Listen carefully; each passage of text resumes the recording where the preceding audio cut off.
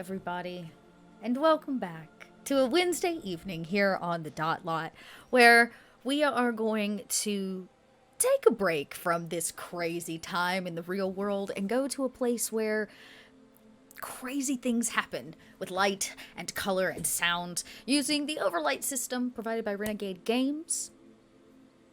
We are here for our fifth session? Really? Fifth session, y'all. Wow. Yeah, last time was 4. Yep. Last time was 4. We're here for our fifth session. Yeah, let's get some rainbows in chat for that overlay. Let's do it. You get drop all the rainbows you can. It's in my notes, fifth session. Fifth session. Right Yeah, fifth session. But that also means that we're moving up to the fifth shard in all of this. But before we could get there, there is some business that needs to be tended to. A whole thing that happened for only one person. But before we get there, we should introduce the people playing these amazing characters and helping tell this amazing story. We're going to start, I guess, directly to my left. So, Jason, you're up. Tell us who you are, who you playing. Jason T, D&D DM from Twitterverse. I'm playing Aramis, the Pyroi. Sort of the longtime friend and now sort of fatherly figure for Troopers Tikra. So, sort of just making sure that she doesn't touch all the bad things. But that's really tempting, though. You know? Oh, I do. It was like me picking up this game. It's like, don't touch that, or you're going to have to buy it. Look how pretty it is. And I came back, and they were kind enough to give me a copy. Thank you, Renegade Games, for letting me touch your stuff. Next up, we've got Eugenio. How are you? I'm so good. I'm happy to be back. Mm-hmm. I can't decide if it's been a very short week since last Wednesday or 13 years since last Wednesday. Right. But in any event, I'm glad I'm here. My hi, vote everybody. is Me too. 13 years. Okay, Oh, so we're God. feeling 13 years is today. Well, then I am glad to see you after 13 years. Me too. God, it's been a minute. It's been a minute. Hi, everybody. I'm Eugenio. You might know me as DM Jazzy Hands. Tonight, I'll be playing Chalitani, or Chali, a Hamanu, a sort of mandrill ape person, who is also the spiritual companion of Maddox, who we'll get introduced to in just a moment. Chali has been off, and it's a good thing that she's seen all sorts of fascinating new rituals and biological imperatives and such, because otherwise being this far from Maddox for this long would have really made her antsy. But now we've got what we came for, so bring on the antsy. That's right. Bring it on. Yeah, we're seeing things never seen before. Thanks, actually, in fact, to a lot of kind donations for all of you, which I'll get to in due time. Don't you fret. We can't forget the Shatterbar. Moving right along to Trooper. Trooper, how are you? I feel like it's also been like 20 years since I've seen you, but I know it's only been a few days. I know, like, on a calendar, it's only been a few days. Wait, because today's Wednesday? It is Wednesday, and I saw you on Friday. Friday, yeah. So, but it does not feel like it's only been that short amount of time. Losing track of time in quarantine, everybody, just so that you know. Isn't there a song like Time and Space? It's like the Rocky Horror Picture Show. It's in there, right? Like, it's one of the songs in there's a thing in the Rocky Horror Picture Show, and it's Frankenfurter, and he says something about time and space. Nonetheless, we're not playing the Rocky Horror Picture Show. We're playing Nova, Overlight, and I'm playing Tikra. Though a Rocky Horror Picture Show tabletop RPG one Right? shot would kill, y'all. Dot, Would kill. I'll be in that with you. I'm just gonna let you know I would be in that with you so fast. Oh, I may have to change my. Oh, okay. That is for another day. You just set me off. Keep speaking, please. And I'm playing Tikra, a tomboy, street urchin, orphan, who has a big brother, father figure in sort of parental figure in Aramis, our Pyroi, and also has found two mother figures, big sister, mother, aunt, sort of familial figures with Chali and Maddox. And, like all of a sudden, she has people who care about her and who won't leave her, and so she gets to be she gets to be a kid a little bit, and that's been great. So I'm happy to be here. Oh, Jim's song. Just in time to let Maddox introduce, or Kai to introduce Maddox and to let you know that we have a shatter bar built. What? Shatter bar, full. Right before your What? intro. Yeah. We didn't even get through the intros. Gene? Oh my goodness. You crazy, but thank you. I'm Kai. I Stonefly_Kai. It's been a while since I did this, so here I go. I am Maddox, a Zenith Order monk, and I am the bonded pair with Charlie, like Eugenio had mentioned. She's my best friend and like a sister, and we're kind of two parts to one piece, you could say. And I am also, what am I also? You know, I'm all sorts of things here. I was going to say something else. Oh, Scholar of the Unbroken Sky. Mm-hmm. So I'm out kind of on this adventure to help document the different shards in my own way through art. And tonight you're going to get... I remembered it. Remembered what? I remembered it. It's from the very last song, the Rocky Horror Picture Show, when the professor is like, and humans, like, crawling on the planet's face, some insects called the human race, lost in time and lost in space and meaning. That was it. Sorry, that was gonna drive me crazy if I. Yeah. Well, that seems rather appropriate for today. In fact, it sounds rather appropriate for today and this crazy world of Overlight. Usually I'd start with a hopefully well-crafted backstory of what happened last time, but today, in fact, I want to jump right in. Unfortunately, Kai couldn't join us last week, and so Maddox had to have a little different journey after they arrived on Banyan. The ancient Banyari, who is carrying this kind of green light, almost like a heart in some way, and has arrived home. Maddox, you witnessed them kind of root themselves into the ground, under this massive tree in a rather dense jungle. As you watch your party leave and head off north to witness this toad ritual, mating ritual, so that they can get some of the poison that excretes from its eyes during the process. You know that this was to be your task, but you were asked by this ancient Banyari to stay behind. You still deserved payment for freeing them, and they want to grant you that. But the process seems to take longer, or so that they have hinted. And more importantly, they have asked for a single witness, one to potentially catalog the event. And your party spoke highly of your skills, and you are the only one around. And they would like you to do this with them. And it roots itself here, and your party walks away, and there's kind of a silence that falls over the space, and all you hear is this kind of dense jungle. The creature, the actual furry piece, sits kind of on the interior of all of this vines and green, and of course the large Venus flytrap that sits on its back that's now kind of opened.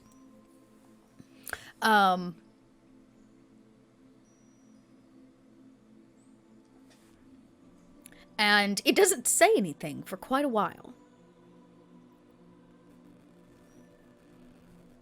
I will sit not in its space. I want to respect its space and the whole process of what it's going through, because it only happens once every 500 years. Am I remembering that correctly?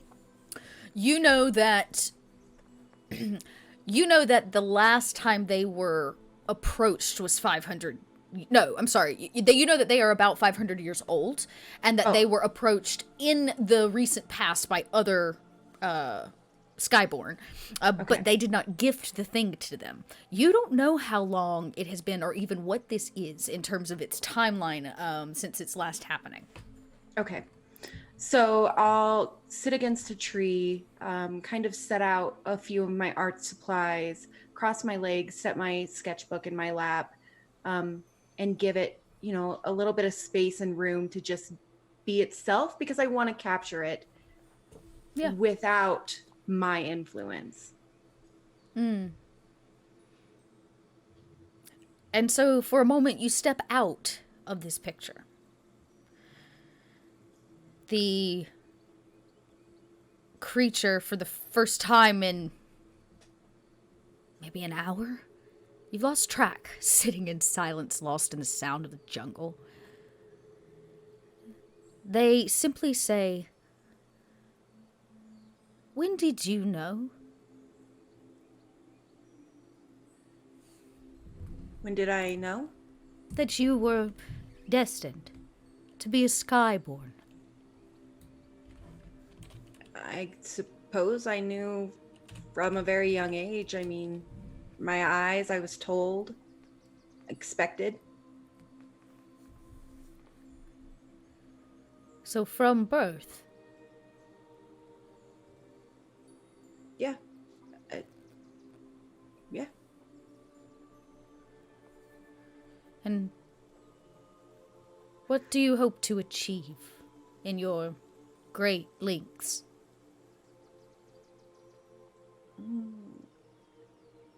I want to help. I want everyone to see everyone for who they are instead of the shards, where they come from. It's an interesting thought, to be redefined as a species or race in some way. If the lore is true, of course. Now, their lore is probably much older than yours, in terms of what they actually know. The next shard that you go to, Quill.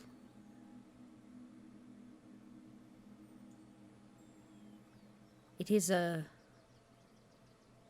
interesting place, not unlike this one, but unlike it in many ways. Is interesting a good or a bad thing? I do not live life in good or bad. The worlds are neutral. Just as our shard slammed into the one above. Whose will was it? Did someone benefit? It is nature's way. Balance.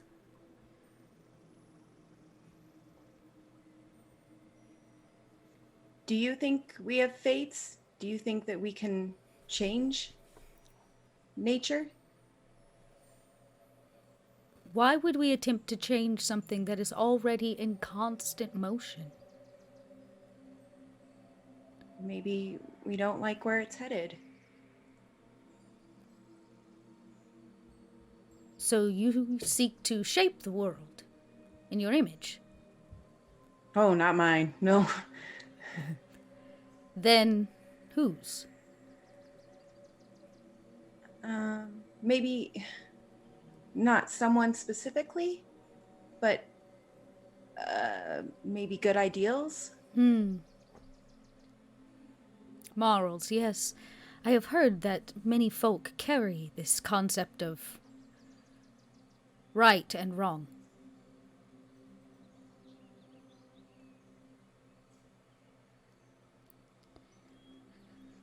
Here, You don't think things are right or wrong, but you were in that prison for years. Don't you think that was wrong if you didn't deserve to be there?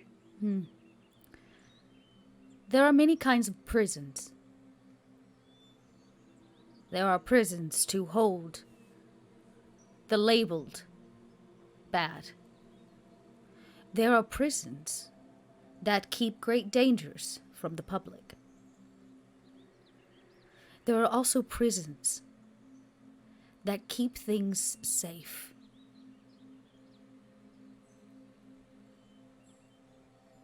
Causes things to become lost. This is not good or bad. It simply is.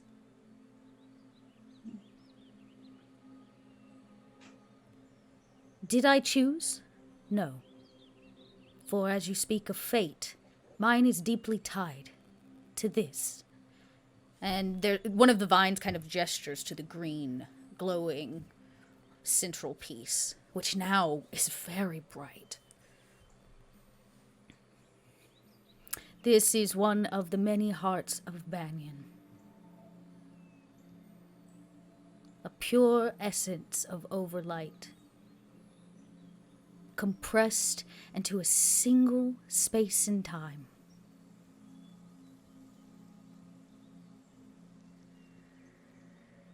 It was my job to protect it, and I have for many years.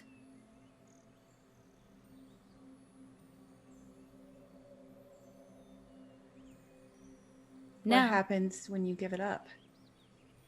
It passes to the next person who volunteers to keep it safe. For unlike many folk, the creatures of Banyan are of its shard. We are one with it. Therefore our heart is mutually shared across every creature. When a heart needs a protector, any creature of Banyan is worthy of such a charge.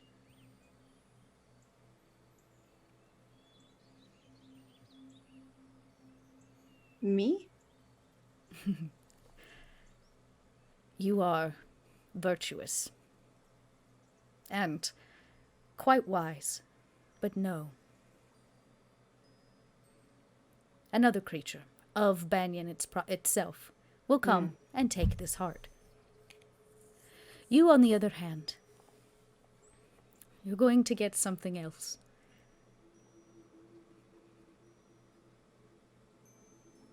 I must concentrate now. Watch closely. And you see the creature kind of tuck itself in. Its arms kind of close around it. And it simply says, I am glad to have known you and your companions, Maddox. And as the creature closes the one good eye, the one bad eye begins to open. And as it does, you see from it a small vine begin to creep, and at the end, a bud.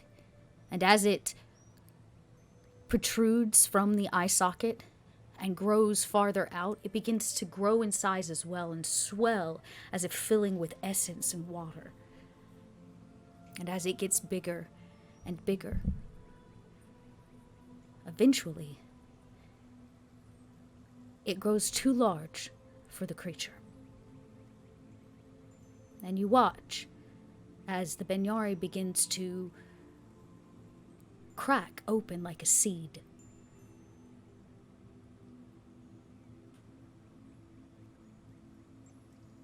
Bigger and bigger, wider and wider, and this bud becomes larger than you.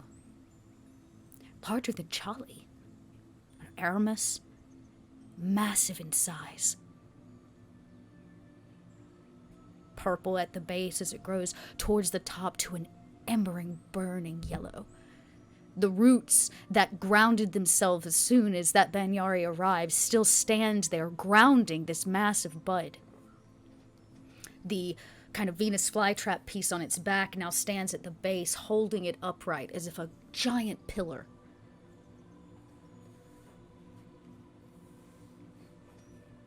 And you sit. And you wait. And you wait.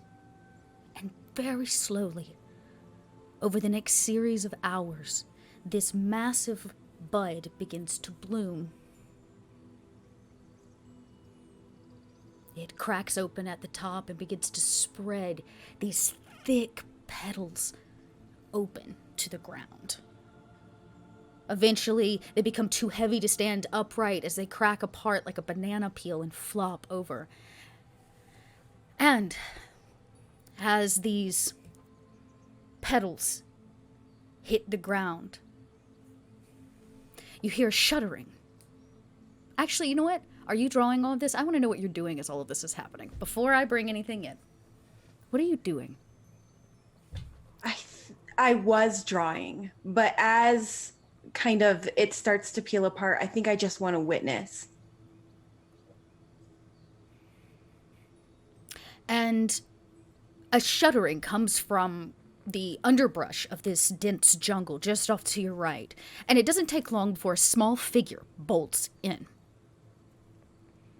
A kind of graying, elderly Banyari. He's desperately out of breath. And he kind of comes hobbling in and he goes, "Where is she? Where is she?"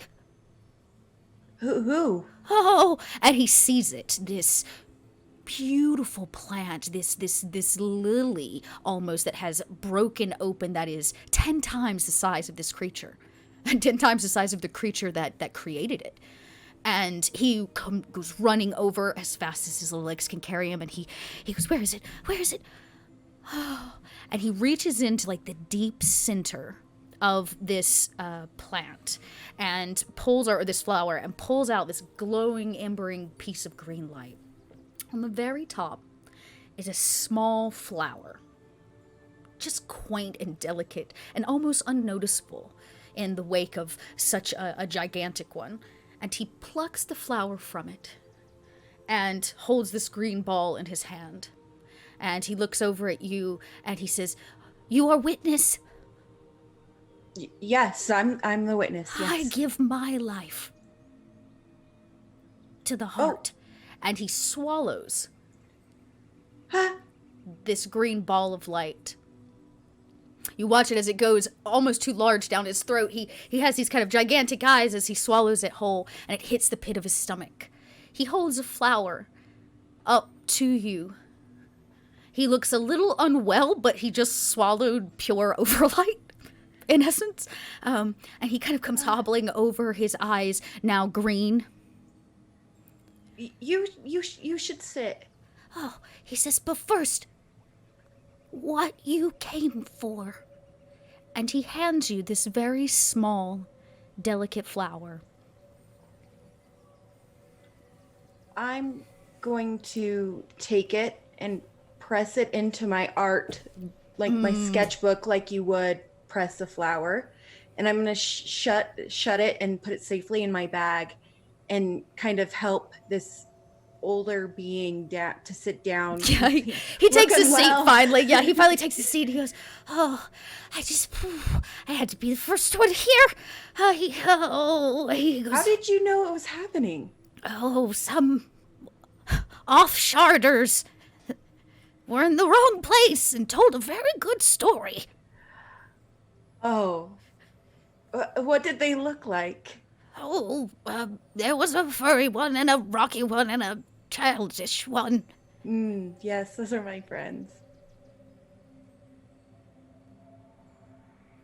Oh. And he kind of finally settles as if maybe whatever it is has hit where it needs to, and he goes, "Oh, it's only time now." Not really knowing what to do, I'm gonna pat its back, kind of like you would burp a baby.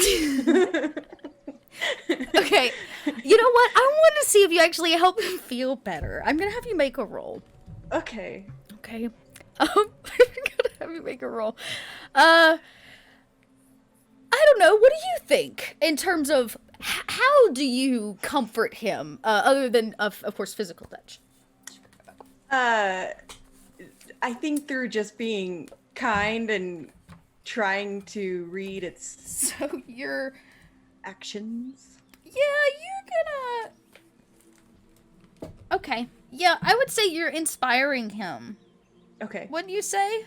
Sure, You're yes. kind of being inspirational. You're like, "Come on, man, you can swallow this giant Overlight ball. You got this." You won't choke. It'll be fine. Don't worry. Yeah, you're gonna be fine. This is not the plot of Jawbreakers. Sorry. Skill check. Everybody knows Dot's taste in movies. Type would be 10, 10. 3, and 3. Here we go. Okay. 2 successes. He does seem to feel better. He is technically part kind of creature. And there's an innate something about petting and scratching a furry creature, which is what he is. And he kind of sits there a little more calm and he says, "That is... Do you know what that is?" And he points to the book, meaning the flower that you've pressed in it. No, not really. He says... I know what it is, but I don't know what its value is. That was her original seed. For when she was just a young Vinyari. It is her most prized possession. Or was.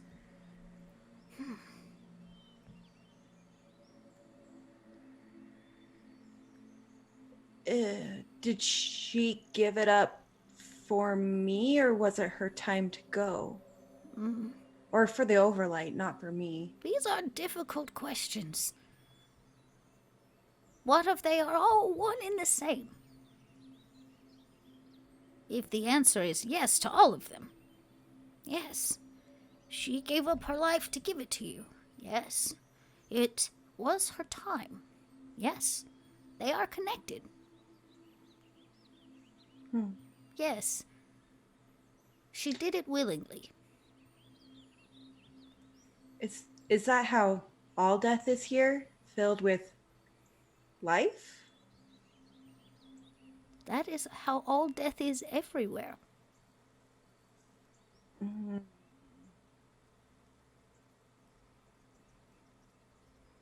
We share the Overlight, do we not? Yeah, yes. So then what is to say when I pass on, die, and rejoin the Overlight that I don't, in fact, come back in some way, attached to another piece of an individual in the Overlight? I've never thought of that. He smiles a little bit like, I can do this job. I can do this job, you know. Wise Banyari just swallowed Overlight, it's fine. Oh, and he says, I must go. It will not be what? Before you go, can you point me in the direction of my friends? Oh, do not fret. They are very near. Oh. And he kind of gathers himself. He picks his like little stick cane back up. You see, was this the guy with the bush on his back? No, this was one of the lizard people. Oh, this was one of the lizard people. That's right. There's like a whole little crowd of lizard people. Yeah, little lizard. Yeah, they were lizard folk. He's kind of like he's a lizard, he's a little gecko. Oh, and that's right. He has grass growing on his head. Yes. He's got grass growing on his head like a mohawk. Well, no, he's not that one. That was the other one. But that's their thing. One. This is the old one. They grow grass basically. So maybe his is a little bushy. He needs a good trim. But Don't we all? Yeah, right? Well, that quarantine life. So the creature kind of picks himself up and gathers his what little he owns, a stick cane. Yes. Yes. I must go. Stay along. And he kind of points and he says, finish what it is you started. None of us need that. And he kind of turns and begins walking away. Back into the brush. And he kind of disappears very quickly into the underbrush of this landscape. And sure enough, almost on cue, as he disappears, there is a rather large rustle from behind you of multiple people coming through the trees, and I'm sure very quickly you recognize the probably heavy footsteps to be Aramis and your party in tow. And when all of you arrive, you see this scene, this massive flower that was not here. Like, all of you could sit inside this flower, it's so big. Maddox standing nearby, and no sign of the Ancient One. Ooh. Oh, Maddox, I'm so sorry that took so long. How have you been? I am just gonna like run to Charlie and give her just the biggest hug. Oh. And wow, that was beautiful and intense and death and life and so much. Somebody died? Somebody was I think born? she must be talking about what we saw. But Oh. No, the and I look over and I mean, I guess I could probably figure out what I don't know. You know what? This is yes, if you want to try to figure out if you can read the situation, Yeah. this is kind of like an Yeah. insight roll. Like, can you pick up on the fact that this flower that wasn't here now Right. is here? But we don't know how and what that We don't means. know. Like, things. Can I climb it while she's Yeah, figuring it you out? totally can get inside of it. Tigra, Tigra, Intuition? No, don't climb Do Intuition? touch the Alright. strange flower, Tigra. Bernardi, It's Oh. bigger than any bed you've ever laid in. One petal of it, just like you could lay your whole body in it. It's huge. Okay, success 2. Yeah, you put it together just enough. As I'm Okay. approaching the plant to climb it. No. Tigra, wait. I think No. I think this plant has something to do with the Ancient One. Did she grow it? No, well, yes, but it is the Ancient One. She's gone. Well, she's there, but she's... You know, this little thing came, swallowed its heart, and... Bye-bye, Ancient One. Hello, new Ancient Oh, like One. butterfly. Oh, I guess you could say that. Yeah. Hey, so, wait. Explain that again. So the Ancient One bloomed into this flower, and its heart, its pure Overlight heart, came out of the flower, and this little creature thing came and ate it. Oh! But I got wait, the flower. What? I got the flower we needed. Oh, but there's something that we were told by this little old folk who told a very strange story and also is kind of sassy to me. But anyway, the point is that there's danger maybe. Oh. What were you guys doing? Or No. all you peeps? Because the heart was supposed to not be on Banyan, because then if it's on Banyan, people can find it and capture it and kidnap it. And so the whole reason why the Ancient One was not on Banyan was so that somebody like the bad people couldn't come and take the heart away from it, couldn't steal it. So now, but so Well, this thing came and ate it and ran away with it, so What thing? it was like a little kobold thing with grassy mohawk hair. oh, well, Of course say it more. was. What did it look like? He was pretty old. He was rather elderly. And he walked with a cane. Oh, was okay. Very Wait, kind. was the cane like brown mostly, but then also had like little leaf flowers things on it on the top? It's the same Yes. man who told the story. The Who was kind of story. mean to me. I was gonna say very kind. That can't be the one we're thinking of. He was just an old, He's the one sassy who old kobold. he's the one who told us that if the heart were here, it'd be in danger. Oh, well, he's in danger then because he swallowed that fucking hole. Where did he go? That way. And I'm going to point where he went through the bushes. She points to dense forest. It looks just like the forest you just stepped out of. Well, Um, not to be terribly gauche, but did you get the thing behind the old ancient one's eye? Yes, Oh, great. I got the flower, and I'll pull it out and show him that it's in my art books. Oh. It's Pressed beautiful. in there. This small, almost insignificant flower in size to the massive one that stands next to you. But there it is, one of the most prized possessions in all of Banyan. but Maddox, people have come here and they've done bad things to this place. What do you mean?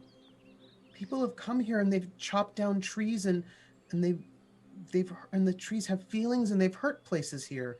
People have come here to burn things down and take things. Like, Are they looking for the heart? I don't know. You would know that there is an ongoing war between Banyan and Quill. I don't know that. Yeah, the well-educated and grown-ups would know that there is a war going on between Banyan and Quill. It has been going on for quite a while. When Banyan smashed into Quill, Quill blamed Banyan. In totality. So a war raged, and it came to a somewhat close, but there are rebel forces that are basically trying to wipe out the population of Banyan. They're just guerrilla, not actual guerrillas, they're just guerrilla style, forces, basically. Charlie, I mean, is there anything we can do to help? This is a really long, ongoing thing. I don't know that we can help right now. I think as much as we would all like to, I think you have the right of it, Maddox. And maybe bringing the heart of this shard home will help to set some things back to balance. But what we do right now is for the importance of every shard. And I hope that we all have long lives and careers as Skyborn ahead of us, so that if we choose, we can come back to Banyan or stay perhaps on Quill and help be part of the reconciliation between those two shards. Because, well, you're right, Tigra, it's a terrible thing. It's very sad, but Maddox has the right of it. Right now, we can't stay. And somewhere in the Overlight, a Skyborn speaks of helping in some way, no matter how large or small. And out of the brush, something steps, something shatters in the Overlight and presents itself an opportunity. A Quillaxian. No, that's not what it's called. What are they called? They're called something else. Paraxians? No. No, what are they called? I can't remember. Why don't I know this? Sorry, I lost you. What are we trying to remember the name of? What are the creatures from Quill called? I cannot remember their... Trixians. Yeah, Trixians. Trixians. Okay, great. The Trixians, two of them step out of the brush. Now, you've seen one before. Uh-oh. You've seen one before. Our guide person. Our who guide told us person. about the mission. These look very different. They are a bit rougher around the edges. They don't dress near as well, what little they, of course, wear. They kind of step in and look around, and both of their eyes pass over to this massive flower, whose vines are actively, like, slowly growing near the big tree, and, like, up it. It's starting to, like, crawl as if it's almost reinforcing this massive tree here. And Tikra, who's at the base of this plant because she wanted to climb it, but she was told not to by the grown-ups, just like stands between the tree, the plant, and these new creatures. Okay. Defiantly, with like chin up, like. Ah, kid. Tell us, what did you see? I'm not allowed to talk to strangers. Not a stranger. Friends. He looks over to the other guy. His wing nudges him. Yeah, friends. I'm not allowed to talk to strangers. At this point, I lean in and I say, I, however, am allowed to talk to strangers. They kind of back up and look up at you. You are taller than them, but they are not small creatures either. But they kind of back up. Definitely kind of reptilian-style bodies, these wings. They're known to be fierce fighters, can be. And they have the gift of flight, so let's not forget that. But they back up a little bit and they go, fine. What did you see? You leaving soon.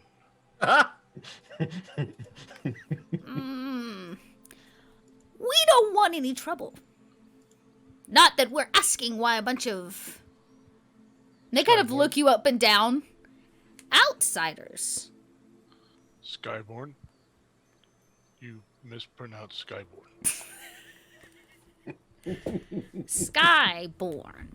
He kind of hisses at you almost through his mouth. So, tell me, did you see anything? What are you doing here? You're not from here. What are you doing here? You said that we're outsiders, but you're outsiders. You're outsiders. So what are you doing here? You are. My family has been here for generations, working to keep this lovely shard functioning. Okay, if you've been here for generations, then tell me who won the storytelling contest last year. I don't understand the question. He kind of looks at his friend. We do not participate in these such strange rituals. And Tikra just looks like she won that one. And she just feels like she won. So she's gonna stay by the plant, but she feels like the grown-ups can have this now because she just won that one. She proved it all. Proved it all. She's her own little, Miss Marple. Did you see any folk else come through here?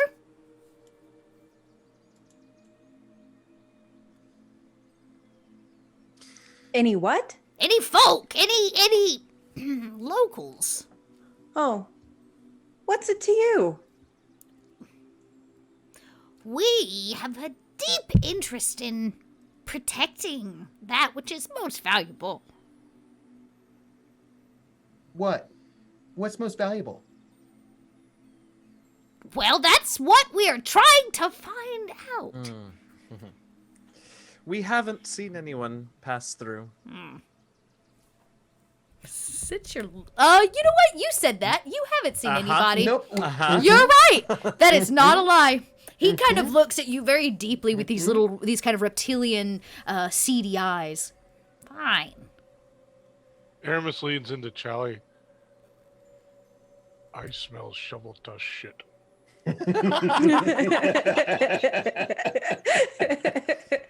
I don't know what's funny, but I'll tell you this. We'll be back when all you Skyborn are gone. Wait. Because you're always gone. Wait. What?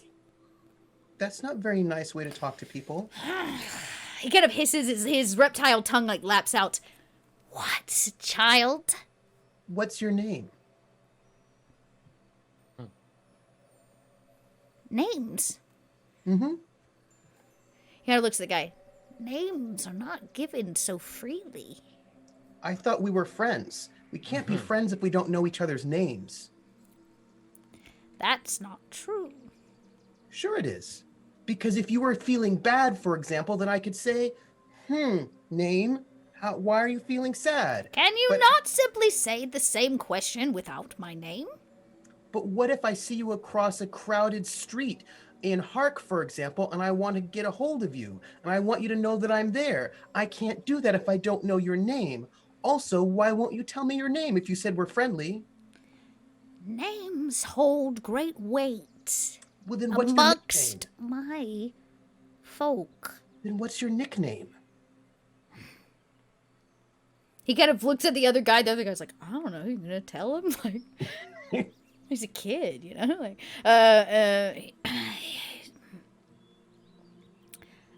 am Matthias.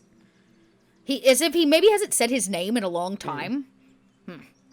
I'm Tikra. It's fine. Where do you live? If we wanted to come and visit you, where do we find you? You don't visit. I'm here. They kind of look at each other like, this is not how this is supposed to go. Like, this is not what they planned for. How about this, friend? If you were to have seen something, you would tell a friend, right? Right, but if I see something, how can I find you? Like I said, we'll be back. Or No, but we might not be here. This is a big place. How do we find you? You're very complicated. being an adult is complicated. Okay, so explain how I can find you. You cannot find me. Then I can't give you information if I can't find you. You have the information I seek, child. I will move on before I lose the scent of whoever has come through here. What do you mean? What we came for is not in the middle of that bloom, which means another creature has come and taken what we seek. What do you seek? A very powerful item. Like what? A ring? More powerful than a ring. What are you going to do with it? We are going to cherish it. What does that mean? Are you two getting married? Oh, it's not a ring. So what are you going to do with it? We do not marry. It's kind of like, what is a marry? We have dedicated interest in keeping it safe. Oh, you should tell me a story about that. And Tikra, kind of bops a little bit closer to them because now she wants to know the story about her from her friends. We do not tell stories. We must go. No, you should tell me a story. No. Come on, please. Tell me a story. Come on. No. Look, I travel for stories. I've been all over Once upon Okay. a time. Mm-hmm.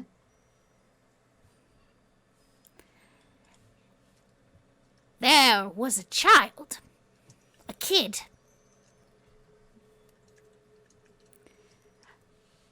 Full of spirit and lacking patience Ooh, and what logic. happens? Mm-hmm. This child knows something that somebody wants. Oh, okay. What do they know? And they choose not to give it up. What do they know? What do they know? You're ruining my story. Oh, sorry. Go on. In the end, this child is eaten. Eaten? By what? By the mysterious jungle cats of Quill. By the What do they look like? Nobody knows, because anyone who's seen one is not around to tell the tale. I have a question. No, No, I have a question. It's important. you feel it is important. It is. No one else does. You No, gotta. it's- What? It's important. Okay, so if I wanted to go to Quill to see these mysterious jungle cats, how would I get there? Well, you'd fly. But But I don't have wings. then you are lacking. Well, okay, so you're from here for generations, but I bet you have family up on Quill, right? You like to trade, kid. You like Sure. stories. Yes. Okay. I'll tell you a story. And in return, you tell me who came through here. It's a good story. Okay. No. You first. Well, but it's not a good story. Trust me, it is.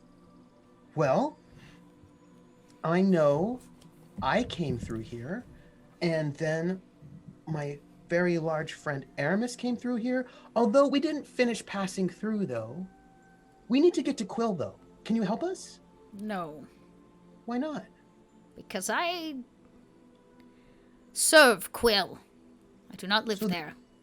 But can you help us get there? No. Why not? Because But if my you serve- destiny is not tied to yours, child. But what if it is? That's What if- not the what. No! He says. He's like, who else came through here? And At this also- point, Charlie will step forward and sort of put her arm on Tikura's shoulder and say, "Now, there's no need to get upset. It's as we told you. We haven't seen anyone pass through here since we arrived, but it seems that you are on a very important mission. So why don't you walk with me a bit this way and you can be on your way to continue searching. And Tikura, if I can get them to tell me how we should get to Quill, I'll be sure and let you know, all right?" Okay. So Charlie will start to walk to the other end of the clearing with them if they'll follow. Yeah, they follow for sure. Right. I, of course, have to apologize. She is young and curious. She is full of spirit. That she is. Quite capable, too, that little young lady, I have to tell you. Now, unless I'm much mistaken, you are looking for the heart of Banyan. Yes, we want the one that was here. Well, I don't know anything about what may have happened or where the heart may be now. But I just wanted you to know before you went that we are on a very, very important mission, which of course you have is of no concern to you. But we are now more than halfway done with it, and when we are done, we will be back. And if I or any of my friends find that you have harmed this land or that heart in any way, I can assure you, you will see more than Tikura's skill with questions. Oh, I want something for this. Let's do... Oh, it's almost like an attack. It's really like a...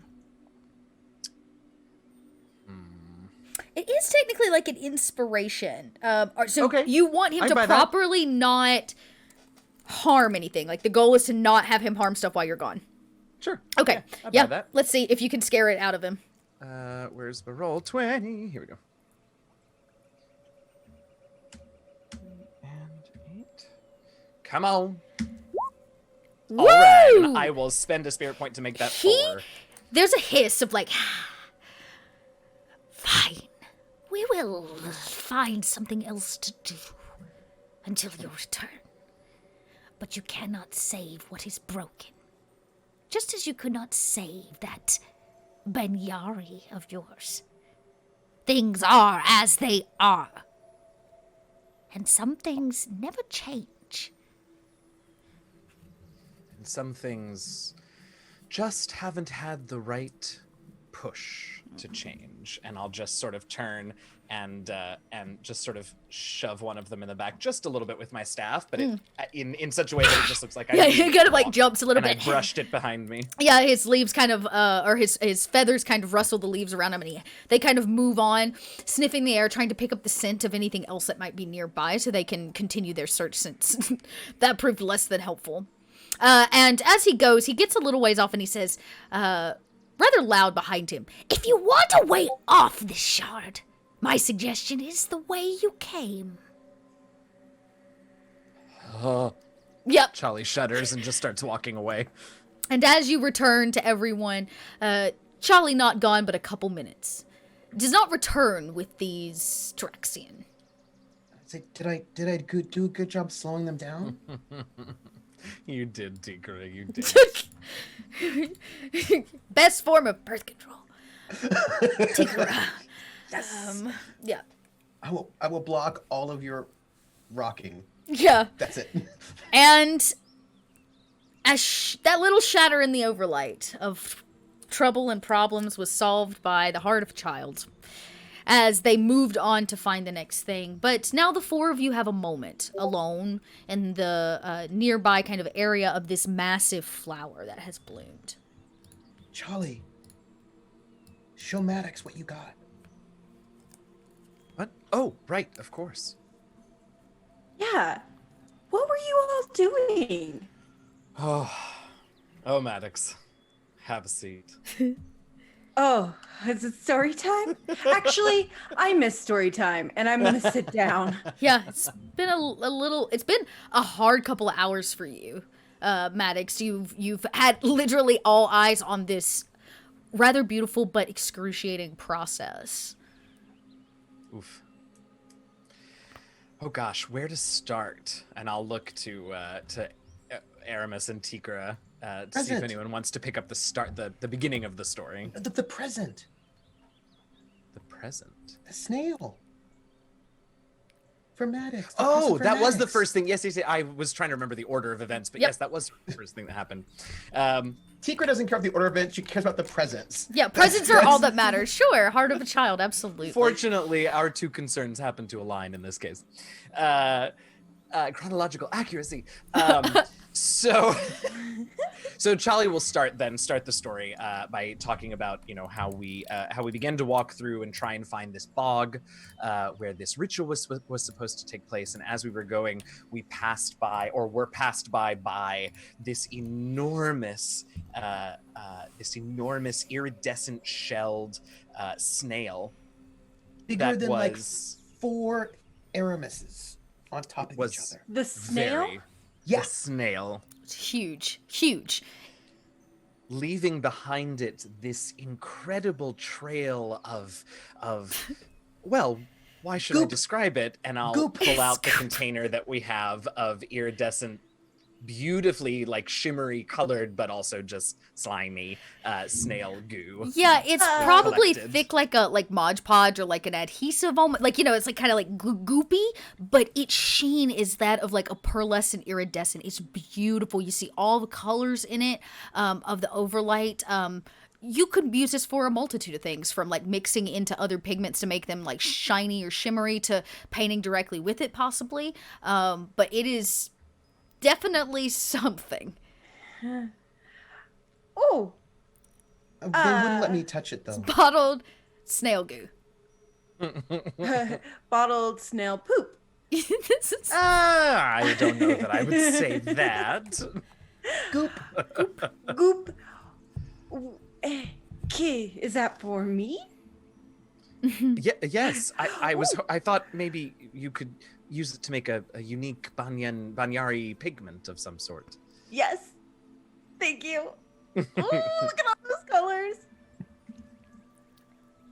And the 4 of you, as you say, all these colors, watch as this massive flower that has clearly not made a movement or sound since it's like happening, its actual awakening. Deep from the earth underneath it is a rumble. This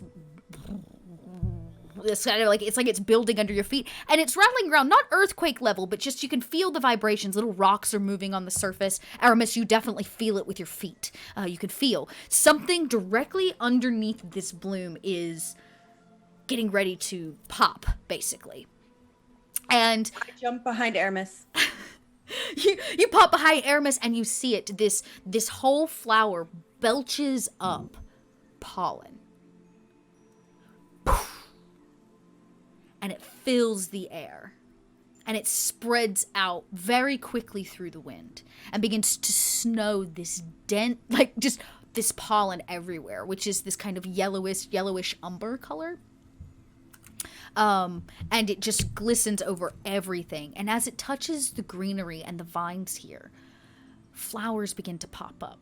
Small seedlings and leafings. It begins to populate very quickly new life in the area. And drizzle your clothing and your hands and face if you touch it in the air. It is like powdered pigment. I try to collect some on my hand, and then I hand it to Maddox. God, I'll never get this out of my fur. Thank you, Tikra. Of course, this would be beautiful in the sketchbook. And the goop. With the goop, maybe not together. I don't know if the powder and the goop would work well together, but we'll figure it out. Maybe we can teach you how to draw with this powder. Me? Yes. I've never Oh, done that believe me, before. Tikra, you can't be worse at it than I am. That's the truth. And as you say that, once again, something happens. The wind picks up, but it's coming from a very direct direction, directly above you, in fact. And whatever pollen has leveled itself on you is very quickly blown away out of fur and off your hair as the moth returns. Oh, the moth. Oh no. This is how we'll get to Quill. Oh wait, what was it? A mist ray? That's what they're called. Yeah, It's a mist mist ray, ray. yeah, It's not yeah. a moth. Yep. It's not a moth. It's a mist ray. The moths are on Pyre. Oh, Yeah. no. This will be how we get back. How we get to Quill. Our friend Matthias said this is how we get there, but I don't think he's our friend. I think he's bad. No, but I think he's probably right. Charlie's get a gonna good go up feeling to the about thing them. and climb on and just lie face down on it. First one on, surprisingly enough, is Charlie. She's resigned. She knows she doesn't have a choice. I'm going to make sure my bag is on secure and follow Charlie. Aramis sort of just grumbles and looks at himself. Right now he kind of looks like, if you ever seen Fantastic Four Thing, but after a glitter bath bomb, Yes. Yes. and he's just looking like, Yes. he's looking at himself like, and he just slowly like saunters onto the mist ray. The ray kind of wobbles over towards the flower and looks at it very delicately in a moment, maybe paying respects. But as you take flight, you get an overhead view of this kind of clearing in this dense forest, and it is rather beautiful. The life is beginning to come in. It's much greener and well populated, more colorful and lively than it was when you first arrived. I just put some dirt in my pocket. Yeah, sure. That seems like something Tikra would do, for sure. Cry. You're like the kids. I used to teach art, and when I had a kid who liked to take clay home in his pockets, and his mom would wash it. And I used to get in so much trouble. You're that kid. Oh no. Yeah, you're that kid. Anyways, so you take flight and leave the shard of Banyan. And as you rise up, you quickly begin to notice that the overlight becomes more vibrant very quickly. Quill gets the most sunlight out of any shard other than Nova. And as you rise up, it is almost painstakingly bright as Quill comes into view. Much like Banyan, it is green, but it is dense and darker in color. Vines drape from everything in these weird ways. It's not as welcoming. The tones are jeweled in nature, jewel tones, deep and rich.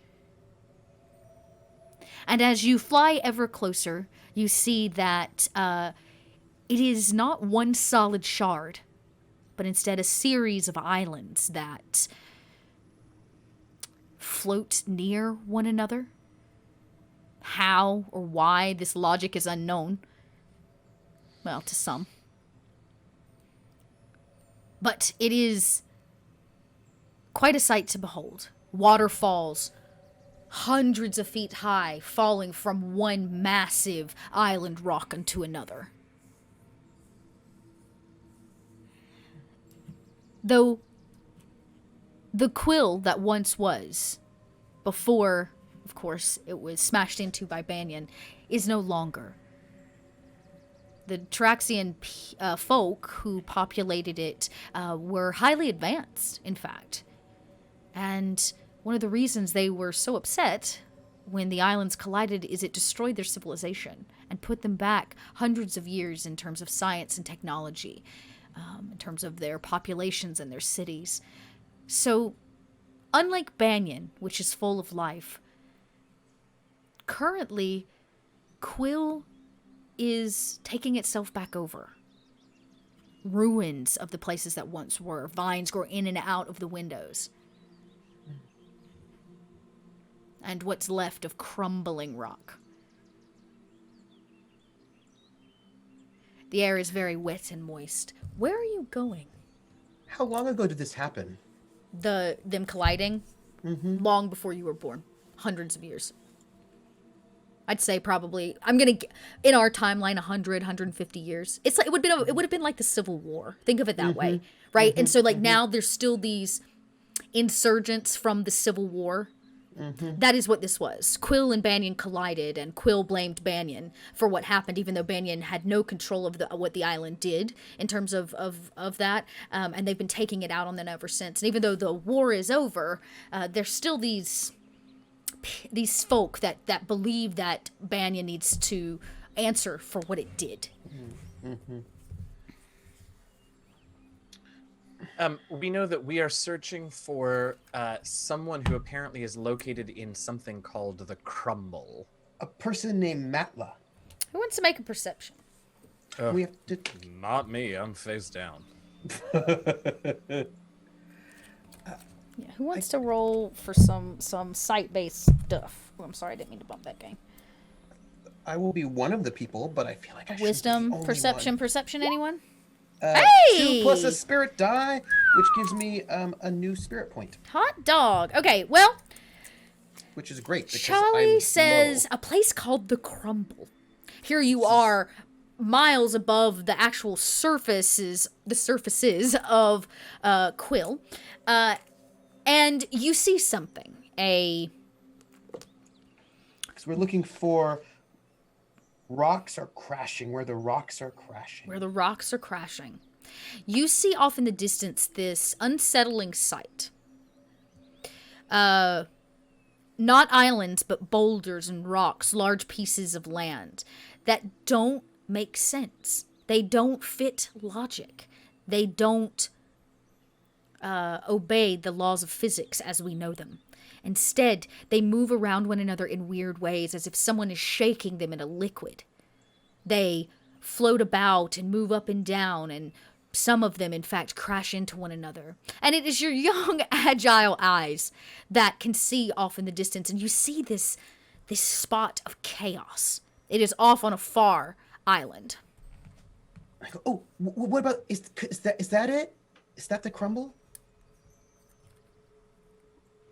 It looks crumbly. That it does. It also looks somewhat terrifying. It's like Mount Doom off in the distance. Oh. Which I think is fascinating and super cool. Oh, in that case, Charlie is going to take a peek to confirm that it's the Crumble, see it, and just head face back down. Yep, Totally. That looks right. Yeah, and you know what? Here, for everybody at home, there's Rimmer. So you can see Quill is a bit more, Yeah. So face down Charlie goes as the moth begins to dive. You can see so even some of the waterfalls that kind of drip off of it. And in fact, you're all headed. You came up this side of Banyan, like the off side, and came up through here where the actual Quill marking is. And then you're kind of flying through the major island cluster of Quill over to this one. This far one here. And so you get a chance to really take in the landscape. It is eerily sad to see so much life and destruction all at the same time. Does this take us days? How long does it take us to fly all the way across the continent? It's moving pretty quickly, but it is going to take you some time. And you fly through. Sometimes you have to dive below and up and under. You fly past an incredible waterfall that falls from so high up you can't even see the point at which it drops down. Vines thicker than Aramis's muscles. But an eeriness to this place, as it is not full of life, the sounds of life, the way that Banyan was. The creatures are quiet and constant. Do we see cities? No, not really. The only thing really on Quill of note, and we'll probably pass it. Let me, I gotta remember what it's called though, hang on. There is a place at the base of one of the mountains. Okay. But I don't know that you would see it from here. Most of what you see here is unpopulated, at least in terms of what you know. Actually, Tikara, even compared to Banyan, it is a foil to Hark. in that right. There is no structure. And what was there, which you can still see parts of, it has been completely reconsumed by the forest. I feel like you're telling me that Kudzu lives on Quill. Yes. And Kudzu has just retaken. Yes, this is for some reason in my head. I can only see the setting of the Lara Croft the first video game, or the video game that came out, the 2016 one. Like that whole almost Aztecian feel to like the way the structures are and those kind of things, but they are collapsed and no more. And it literally broke apart. It shattered Quill, and Quill remains in a shattered state of what it was, trying to reclaim it by hurting Banyan. And as you fly through, do you have conversation? Or do you take all this in quiet? Well, I mean, there's probably like little Tikra-isms as we go, because Tikra likes to talk to her friends and probably there's like ongoing stories of what happened on Banyan. Like, and we saw all these toads, and they were like, there were a whole bunch of them, but they weren't giant toads. They were really small toads. And then they all ran around in this circle. There was like a place, like an oasis, but it was really a sand place. So it wasn't like most, I think. And then, also, did you know that swamps are full of water? I didn't know what, like, just like this kind of like ongoing commentary about what happened. It's like a word vomit of last episode, basically. Yes. As Tikara tells you, their travels from swamp to literal desert, to this massive beam of overlight, to the toad ritual, which is rather visceral. It was cool. Their eyes explode open, and after they mate, and their babies crawl into the ground and consume the parents' bodies, and they witnessed all of this, including the storytelling thing, and there was these big blue feathers and all of it. And sooner or later, you come kind of up over a ridge. The cool, crisp air meets you, and you see it. The crumble. This harsh area. It sounds like thunder, but there is no thunder. There are no clouds. This is the sound of land smashing against land. Sound of like a mudslide or an earthquake. As these things hit, their vibrations can pierce the finest person. And it all floats above kind of this open, almost insulate area of this far island. And the rocks float? The rocks float.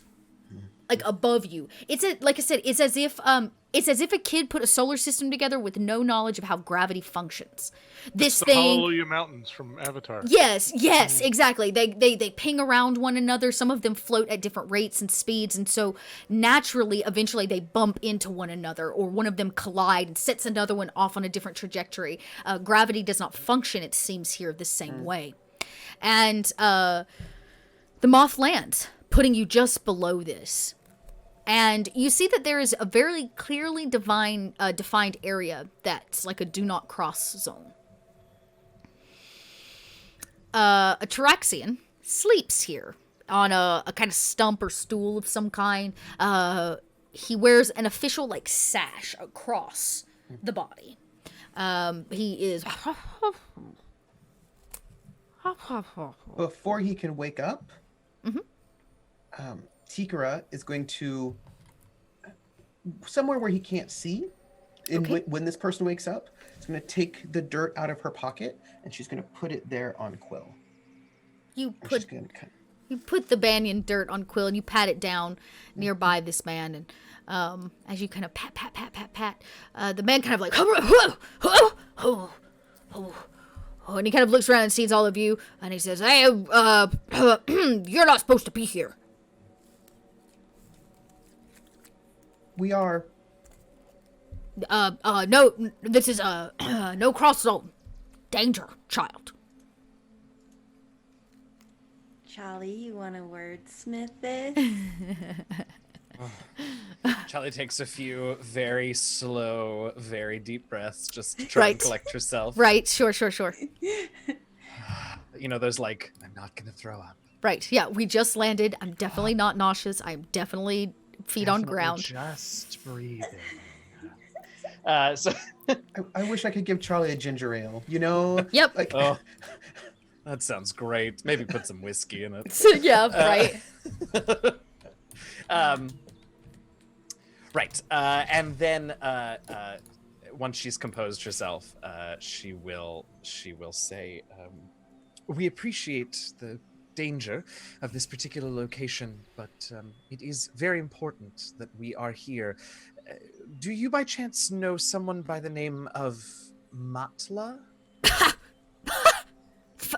I know Matla. Of course I know Matla. A tale, a folk tale. Oh, would you share it with us? What? You want... Who are you? He kind of looks at all of you. Like, what? You just woke me up from the stream. You're asking me to tell you a story from my childhood? Well, other folk may not understand it. It's a very Traxian tale. You like stories? Oh. Think of us as collectors, and you will be the one contributing a piece of quill to our collection. But I think we're supposed to talk to actual Matla. Matla child. It doesn't exist. It says. So, the story, right. And then you're gonna leave? Tell us the story. He goes, okay. Well, what do you know of Traxian? I'm from Hark. I don't know anything. We are proud folk. Uh-huh. Oh, you can fly. I know that. We can. And he kind of that's shows cool. off his wings. Not quite as beautiful or as vibrant as others, especially the guide that you were given at the beginning, but nonetheless, he stretches his wings. And he says, I remember that story. Pair of nestmates who had 2 young fledglings. These fledglings were bullied and coerced by their peers to dart in and out of the crumble. And he kind of points over to your shoulders, 2 pieces of land, like, into one another. And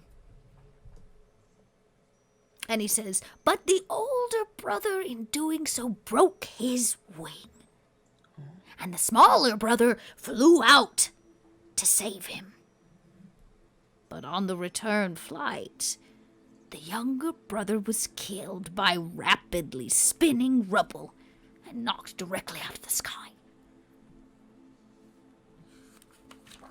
Tell me, child, what is the moral of this story? Which one was Matla? And then what happened to the older brother? Tell me, child, what is the moral of this story? But you didn't finish it. What do you think the story was trying to say, though? Just with what you know, Tikra, I bet you can figure it out. That you shouldn't bully people.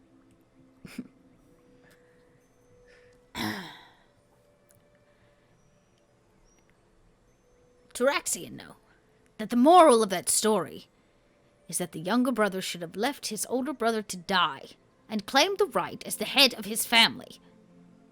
And yes, it said that the younger brother... let me double check that. I should double check that. Yes. Yes, the younger brother is said to have survived. Lived. Hidden. Deep in the crumble. But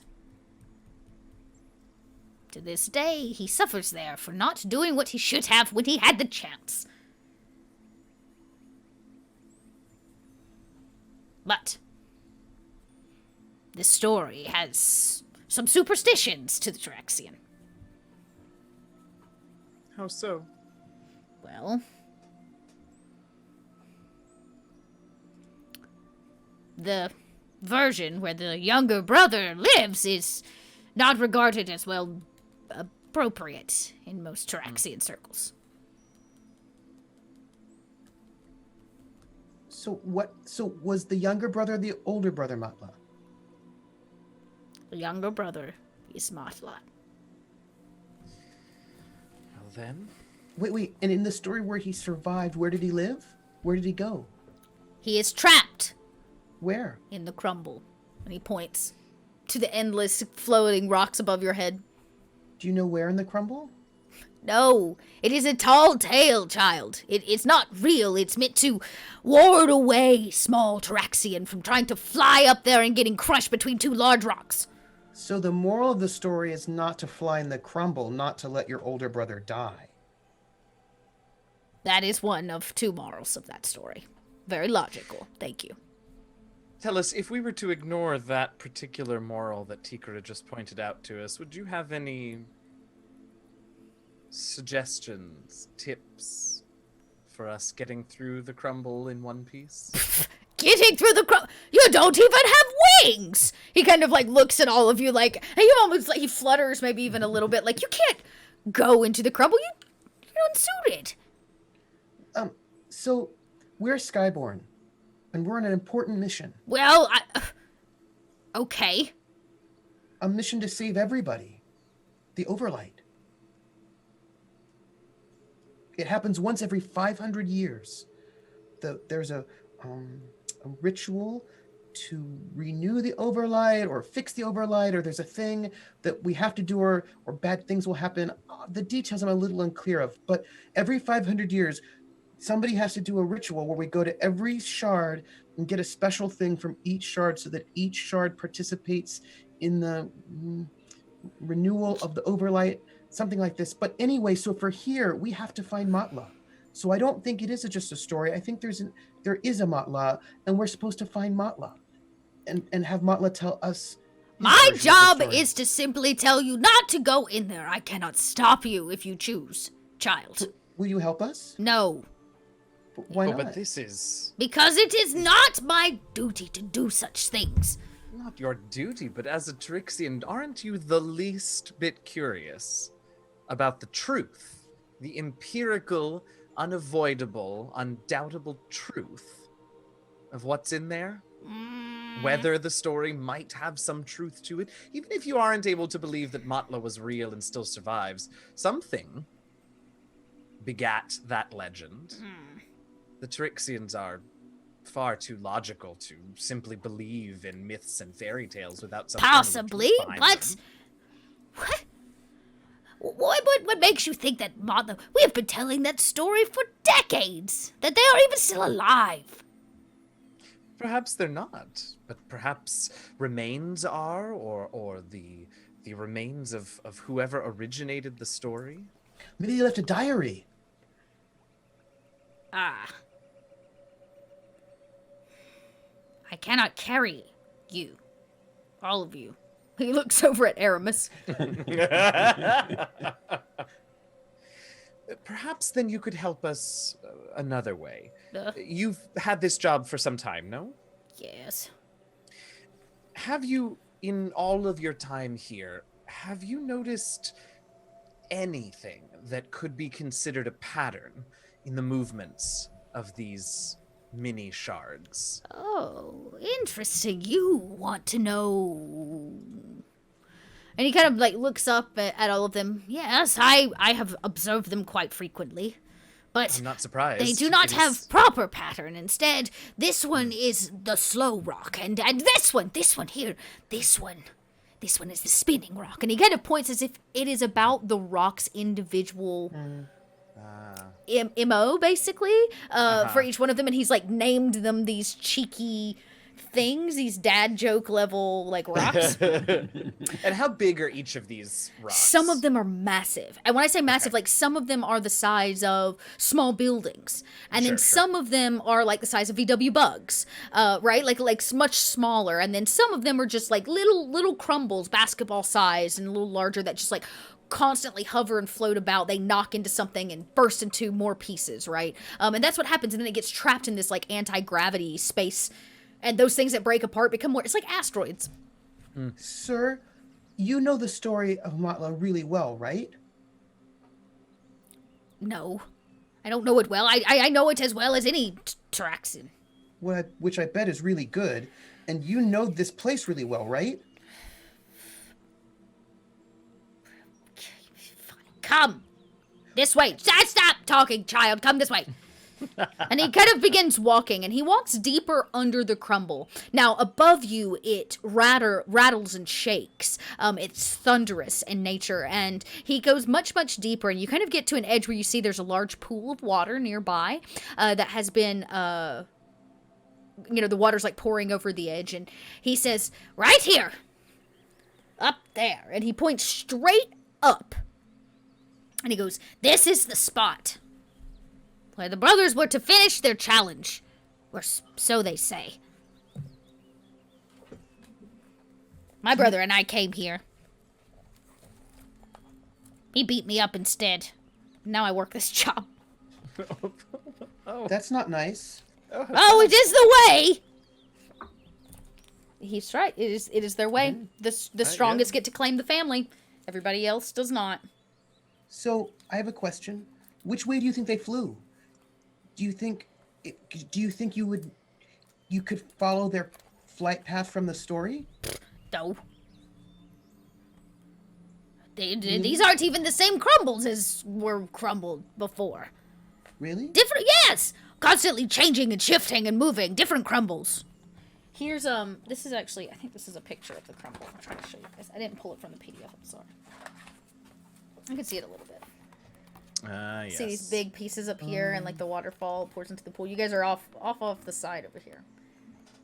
Ooh. But yes, there are some rather large pieces to this crumble. Not all of them are small. Some of them you can't even see it in entirety. Okay, so if I were Matla, and I got hurt but I didn't die, but I couldn't come back for some reason, where do you think I would go? If I were going to stay in the crumble, where would I go? Who says he had a choice to stay in the crumble? It is said it was his fate to have to do so. Well, if he stayed in the crumble, he would have needed what things? He would have had to have a source of water, if he was to survive. A source of water. There's a massive waterfall. Right. Check. Perhaps a source of food.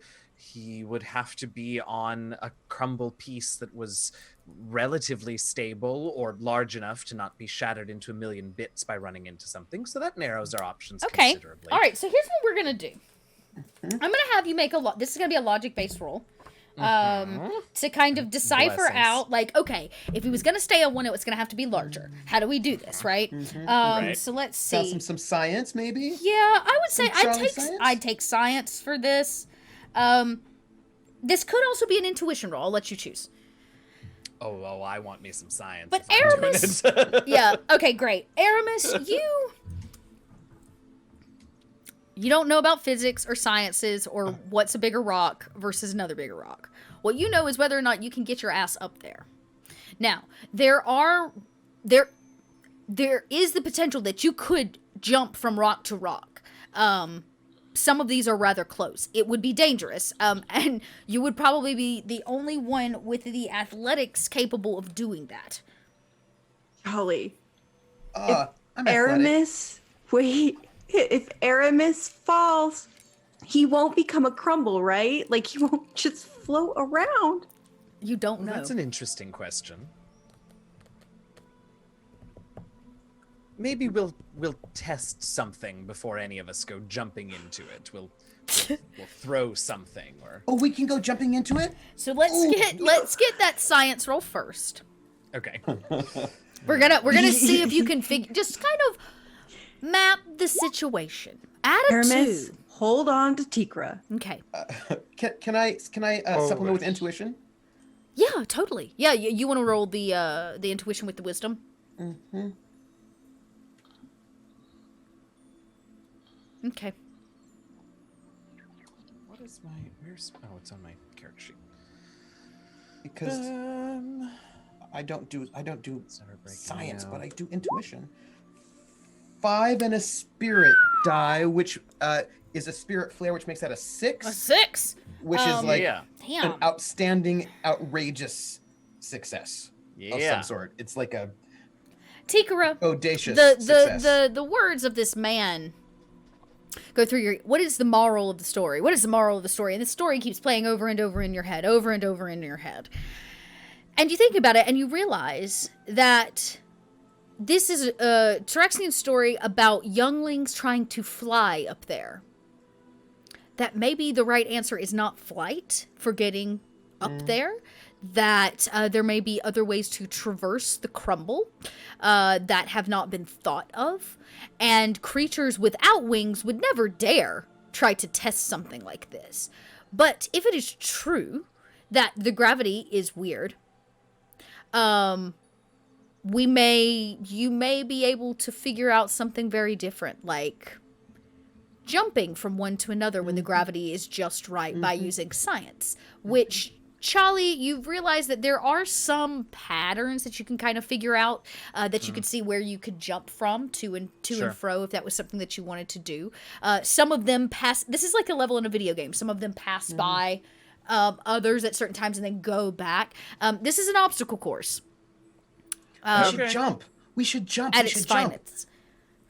We should jump. He kind of Charlie, we should laughs at jump. you. So he kind of laughs and he says, "Do what you want. I held up my end of the deal." He says, "I've got a job to do and keep other people out." And he kind of hisses at you as he I'll try to shake his hand.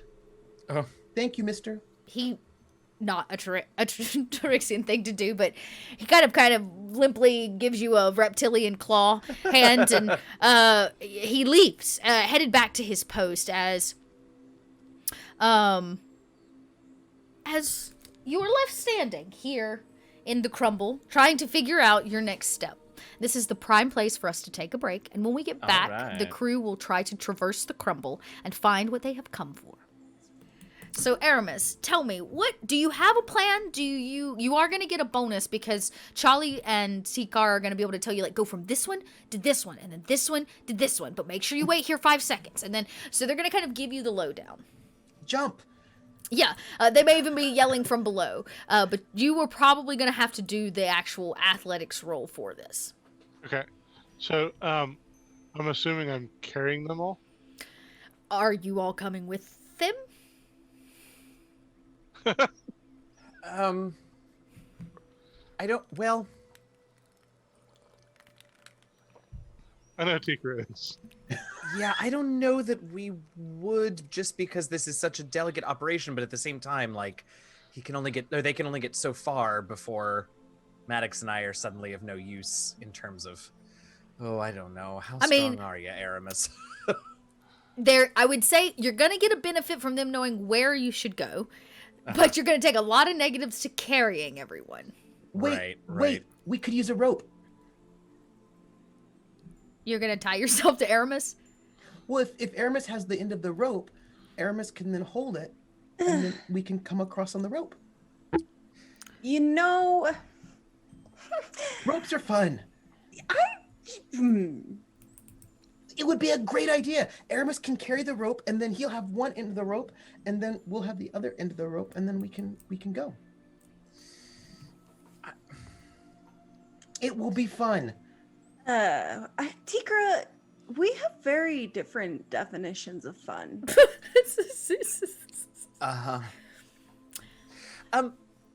We have that virtue stone. Yeah. Go ahead, Aramis. Yeah, that's literally what I was about to say. I'm going to use my virtue stone to hopefully increase my strength and jumping It capabilities. will increase an entire... At the very least, we'll find out what it does. As long as you hold it in your hand, it will increase an entire die. So it goes Okay. up. So if it was a D8, it'll be a D10. If it was a D10, it goes to D12. Okay. Okay. So I just use some vines to strap them to me. Oh, Really? God. Okay. And I'll just climb on their shoulder. Okay, yeah, you take Yeah, your place on Aramis's yeah. shoulder. It's Maddox and Charlie that have to be roped on. So I will leave it up to you if you consent to such things. I love Maddox's face right now. It is the face of like, this is a bad idea. Is there, okay, how's this? Is there a close-ish by moat that Aramis could do a test jump? to. Yeah, there's plenty of rocks that Aramis could do a test jump to. Great, just to sort of test the vines Yeah. and really like see how Okay, strenuous so we're it gonna is do for a for test. them. This is the first jump in the Matrix. This is the training Exactly. program. Exactly. Okay, so There is no Tikara. spoon. Yeah, there is no spoon. There is no spoon, Aramis. Maddox and Charlie, you are strapped to Aramis. Probably one on the front and one on the back. Oh God, I don't know what's worse. You know, Oh, I get sick thinking of it. like Jumping. I'm just super excited by jumping at Tikara, rocks that are spinning. I imagine because you don't hinder Aramis's weight very much, you stay on the bottom this round. This is just to see if he can carry these two, much less you. Aramis can make a test athletics roll to make a test jump. Okay. Blue pill for everyone, says chat. Like Bless. underneath Aramis's arm, like kind of by his side, I'm gonna like reach around and try to grab Charlie's hand. You grab Charlie's hand. Oh yeah. You hold each other's hand as you literally bear hug Aramis. As Aramis I takes... just picture, we can do this. So basically what I'm going to say is you don't get the bonuses to knowing which direction you're going in this case. There's no bonus there. This is just going to be the jump with the stone in your hand. So the bonus of the stone, which is an up a die for your virtue, for the virtue. So it'd be so for the virtue or for the skill? It'll be for the virtue. Because Okay. it is a virtue stone. Well, okay, hold on. Okay. I'm not nervous. You're nervous. I am nervous. Yes, I will take that. That's right. Yeah, that's right. Okay. And Tikra's so excited. She doesn't get to jump, but she's so excited. Okay. Yeah. Aramis makes this jump. Okay. Charlie, your toes dangle off his feet land on the edge. Therefore, your feet attached to his back dangle into midair. Just off the edge. The whole shard kind of tips a little with the weight of all of you, as if it is on like a fulcrum. And it kind of tips to one side. Aramis takes a step forward and it levels itself out in this kind of floating way. Oh. You made it with 3. Cool. Okay, well, that proves to me that it's not impossible, so I guess we should go back and get... I promise it wasn't about doubting you. Well, it was all about doubting you, but not in a... okay, let's go get... Do let's go not get doubt Tikra. Aramis. Doubt gravity. Well, Daphne said, as you make your way back down to Tikara. Very well said. Tikara, Aramis lands with a jump. Charlie and Maddox still strapped on. I climb back up to my spot, which is a little bit awkward because now there are people who are not Aramis that I have to also climb up. But Correct. like, I have a good time. Just Aramis, to begin okay, so I will say this. Charlie, you recognize that there are 3 large enough croppings, like floating pieces in the air in the crumble that you could live on. Like you could stay extendedly on in terms of space and potential, like maybe there's wildlife. These are a little larger. There are 3 of them. Do you want to start with the biggest and go work up? What's your plan? I think Charlie would chart a course that takes us in the shortest route possible. Okay, so the first one you could get to the easiest. Okay. I have an intuition question. Okay. Alternately, what would be the shard that I would stay on if I wanted to hide from other Tyrexians? Like if for some reason I didn't want people to know, because my little Tikra thinking is, well, according to the story, if he didn't die, he could have just, unless his wings were broken forever, he could have come back, but he didn't. So then he didn't want to be found. So I think he went to one of the shards. He stayed on one of the little pieces that's big enough to live on, but where people wouldn't find him. Possibly Hark. You can hide. No, but like not the shards, but the pieces. Here, yeah. There, like I said, there are now 2 of 3. Like if you're like needed to hide, you're gonna need trees, you're gonna need maybe a cave, you're gonna need like some of this stuff, and there is one that matches all of these features and is the farthest away. Of course it is. And so when Charlie's like, this is the shortest route, it was like, no, but I wouldn't hide there. I'd hide in that one. And I look at the farthest one away. That's the one I'd hide in. Aramis is going to need to make 3 athletics rolls. Okay. 3. Each one benefiting We're gonna from have the to get stone back. in their hand. But no benefit from their giving me directions and which. Nope, places because to you've jump. got them strapped to you, so they're weighing you down. Okay. So I'm basically making Okay, those they 2 can't things do it. obsolete. Yeah, they kind of cancel each other out. Is the... I know we just did this whole test jump thing, but is this furthest to one...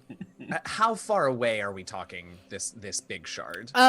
You can Mini see shardlet. you can see the bottom of it mostly from here, like from the ground. You're seeing Uh-huh. mostly the large bottom of it. It is high and kind of at like it's farthest away. And you're going to need to like I said, you're making 3 rolls, which will put you through all 3 phases of the Okay. like jumping process of getting through. Running across this one, jumping to that one, balancing on this, missing that one. This is like I said, this is like your Mario. This is a Mario level. Okay. Basically. Okay. All right. Yep. Okay. I sort of look down and hold on to your butts. You said butts. Okay. I'm going to spend. First one. Okay, you gonna spin? Yeah, spin some spirit. How would you like? You want to just increase it 1, or is it 2? How much can I increase? I think you can only spend 1 point, and it doesn't actually change anything until you reach the next even number. So I don't actually think you can bring Right, that because one it's right, 0 and you- 1 and 2 and 3, so it won't actually Uh-huh. up anything. Is that right? Is it 2 and 3? Yeah. Yeah, it's 2 and Yeah, 3. it's Did the you even and numbers that that- was with the correct die for the sorry. virtue as well? That was the correct virtue Yeah. die because you got the bump with the Oh, stone. that's right. No, I didn't do that. Yeah. Okay, that's my fault. I had Hold a on. feeling. All right, let me try that again. I keep forgetting that. So that actually bumps me up to a 12 and not a 10. Yeah, that may Oh. help. Maybe it'll help. But a 2 is good. There. Much That's better. Okay. There you go. better. Aramis gets a running start.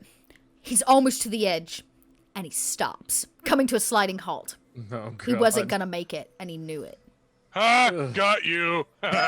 All of No. yeah, Just start hitting them. smacking his hard exterior as all of you are like strapped to Aramis, and Aramis is like, "No, I'm gonna have to start that one again," and backs up just an extra 5 feet. The shard that you're standing on begins to kind of tip back as Aramis gets a much better running start and makes a first big jump, missing a crumble that comes passing under your feet by about 8 feet or so, and lands firmly on the next piece. This one's kind of shallow and long, and it's moving back and forth in this weird kind of way as your Aramis stands on it almost like a surfboard. And we're going to get the next roll. By the way, I just wee the entire time. Yeah, this whole thing it's so dangerous. It's so exciting. Hate it. Love it. Kai, your face. Maddox's face right now is just like, Hate it. I don't even. What? Can we go back to watching the flower bloom, please? Hate it. I enjoy having my butt. All All right, make sure you get that D12 in there, not that D10. On the count of 3. 1, 2, and I I know go. how to count to 3. Okay. You could spend. Nope, it's the same thing. So this one comes. You're kind of like you're waiting for the next jump. You're ready to time it perfectly, and you miss out of your peripheral vision a larger shard as it begins to pass over. It conks Aramis in the head. It's that moment from Star Wars where that tall stormtrooper steps through, and he like winks his head. It's like that. It's like bonks his head, and it kind of sets him off. And as he gets a running start, it's not quite as good as last time. Go. And you make a jump, and it's not quite enough. And you begin to fall. I'm going to give you a chance to grab like the edge of the shard. You're that close. You could grab it, maybe pull all of you up, but you're going to have to roll a really strong athletics check to pull everybody up. I'm sure no. Charlie screams.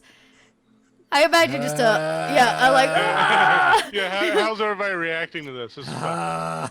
Maddox is very close to peeing her pants. It's a good thing Charlie doesn't wear pants. Okay, here we go. Okay. The You four just- Well, bucks. you got a spirit point. You got a so, spirit everything's point, fine. right? And you grab it, and you're hanging there, and you try to pull yourself up, but you don't usually do your pull-ups with 3 people attached to you. I'm gonna scramble off and onto the. Okay, yeah, okay. You can also roll an athletics. So like, are you gonna help him up? Yes. Okay, great. But like, because I figure like if I'm weighing, I'm not. I weigh like almost nothing wet, right? But I Right. feel like I can scramble up off of him and then. Yes, yeah, pull, for sure. Because 4.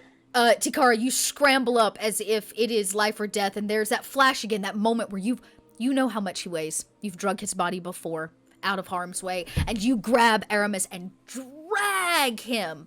And with the extra help, Aramis, Tikara, maybe I wait till they're pulling up and then I pull as well as like just yeah, try to help that boost as you see Aramis again, and up, all of you fall face down. Well, I say face down. I guess you'd have to fall on your side because you got Charlie on the back and Maddox on the front. Yeah. As you kind of, Tikara helps you get to your feet. All 6 legs working together to right yourself. One more. You did not tell me the other rock was coming. Sorry. You know, One more. can I just wait on this one, please? Just, you can see it, this much larger shard now. Maybe Aramis does a full 360 so that everybody can put eyes on it. Look how big that rock is. Easy to land on. And it is. It's a much larger, it's like a proper like mini island. There seems to be some hills and a small mountain, ample forest. And maybe it's because nobody's ever made it up this high or nobody ever cares to, but the daft eye would see, a good eye would see that there is a small bit of smoke rising from the internal section of the forest. Oh. You know when you're doing pull-ups and you just can't make it. You need that little help for that very first inch, and once you get the first inch, Then you're like, then you can go the yeah, rest of the way. yeah. Yeah. I feel like I just helped that very With first the inch. Yep, you helped with the inch, and that's all that he just needed that spot. Aramis, he's not really committed to arm day as much as leg day, so How dare you? he first really, of all. he really needed that extra inch. Somebody hates leg day, but it's not Aramis. They are all about leg day.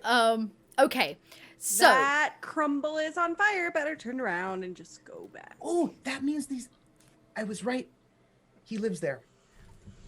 This is so exciting. Can you imagine? We're gonna be able to see somebody that they think isn't even real, but is totally real. Can you imagine falling off of the next crumble? We're not gonna fall. you're very high. We're not gonna fall. Come on, let's go. I climb back up. I don't onto have a Aramis. choice. But you're literally strapped to Aramis. So immediately I'm like, Maddox, if you are afraid, I will untie you. And I go to untie, and then I just start sprinting. And you start the run. This is going to be Yes. the longest jump so far. You know when you're on that roller coaster that just drops you out of thin air and your stomach literally hits your You needed a Rope. 4, and you got a 4. Huzzah. Each one was harder than the next. Last one was 3, this one was 4. Running jump, and there's that slow motion moment as Aramis has all these people. A literal rock floats through the air, slow motion as Aramis reaches for the edge of this floating island. And you do, in fact, manage to grab hold, like your upper body lands foof, to it, and you pull and drag all 4 of you up onto this piece. It has grass. It is, there's like a bird that lands in a tree. It's like a little mini ecosystem floating up here on this rather large shard. Or crumble. We did it. Ta-da! You look back. If anybody looks back, Oh, what all a the time. sight. All of the crumble and the vastness of the islands of Quill.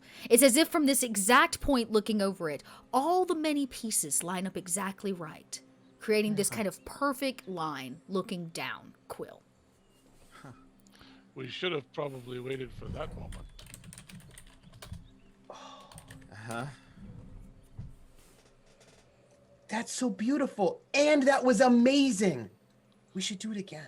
It was very And fun. the shatter bar just filled again. Oh. And in this moment, as you all stand there on the edge, just kind of like looking Jam. over at how beautiful this is, something happens. A rather large piece of rock smashes into the bottom of the shard that you were standing on. I'm going to have all of you make checks to hang on. Oh, no. Oh, yes. Let's add some drama. Where is it?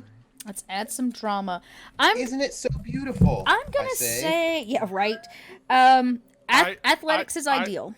I would like to throw them off of me Okay. as I take the brunt of this. Okay. Yeah, you kind of want to... Well, I would think that if you're all standing there looking, you were already unroped, I would say. Oh, some more bits coming in. So I would say, yeah, you could, like, push them farther onto the shard. Yeah, I want to push them further onto the shard. Okay. And I don't need it. I just leap take off. the rock to the face if I have to. Okay, great. Yeah, it's coming up from the bottom. So we've got... Okay, Tikara dives, no problem. So we'll give... if that's the case, I'm still going to have you roll in athletics, Aramis. And Charlie and Maddox, you can take... I guess it would be a bonus die is really what it is. But let's see what everybody rolls, or it'll just be a bonus at this point. Because you can do that with the modified? modified test. Yeah. You can do a Okay, modified test. okay, a 3. Okay. 3 And so for the Aramis. bonus would be... Yes, the bonus would be roll what you would normally roll. Oh, but you this get the is gonna bonus, be Kai. fun.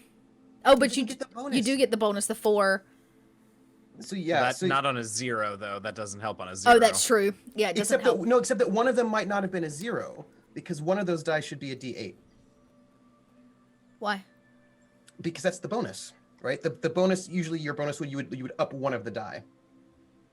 Oh, I see what you're saying. Yeah, Not the whole die, but like one of the one of them 3. would go up. Yeah, that's true actually.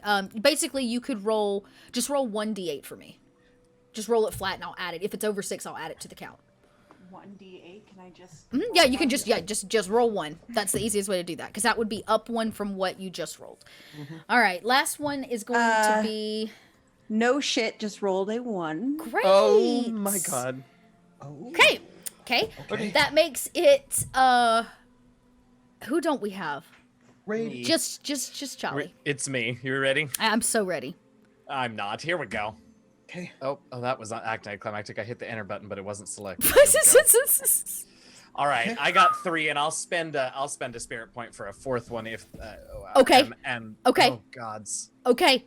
I will let you spin the spirit die. If you do that and get it up to the 4, you will be able to grab her. I grab her. The ground literally crumbles out from underneath. It's interesting, actually. Aramis pushes the 2 of you, but directly under your feet, because this other rock smashed from underneath, the ground begins to just like crumble away, and Maddox begins to fall directly down, and you watch as Aramis falls instead. And you watch as Aramis, just like one of the rocks, begins to tumble down. I grab the rope. No. No, I tried. You tried. You scramble for it, I'm sure on all fours, and it just like off the side. As Charlie and Maddox, your hand is gripped very tightly by Charlie, who pulls you to safety thanks to a push of Aramis. As Aramis falls off the side to where you're not sure at the moment because this has left a lot of dust in the air and you can't really see what's going on. And I had just scrambled, and I couldn't, and so I just scrambled to the edge, and I you moved like over. peer over. You can't quite see anything. Aramis! There's another rock that passes under you, blocking it. You can't even see the ground here. You're very, very high. Aramis. Aramis. Aramis. No response. I close my eyes and I listen because I feel like if I close my eyes, then it'll be okay. It's just like close my eyes really tight. Aramis?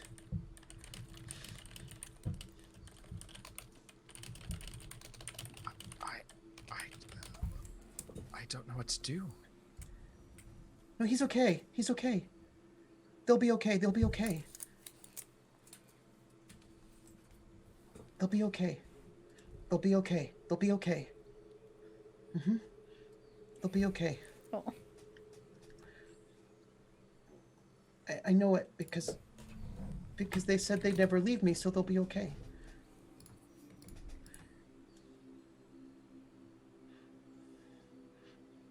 They'll be okay. They're probably floating because they're made of rock, so they can float too. So they can float too. So they'll be okay. They'll be okay. Emerus is okay. I'm going to just lay my hand on Takara's shoulder to just see how she reacts to comfort. No, it's okay. It's okay. We'll be okay. We'll be okay. Because Aramis is gonna just float back up. Just that's how it works. Because Aramis is like stone, but warm, and we'll be okay. We'll figure it out. We just have to wait here. And they'll come right back. We just have to wait right here. I bet it's like, I don't know, you bounce, you float or something, and then they'll be right back. They'll just be right back. We can wait.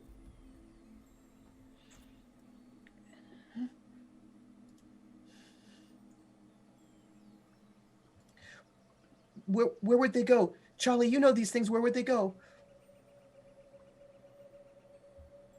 Charlie just sort of, probably for the first time since you met her, stands there without words. Maddox, you know these things. Where would they go? I don't know anything about this.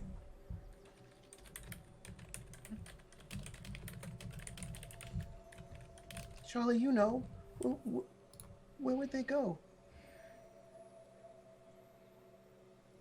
Charlie is just gonna start rummaging through her pack looking for something. And she pulls something out and she's got them sort of tightly gripped in her fist, and you just see her closing her eyes and focusing on whatever is in her hands. And I don't know what I'm doing.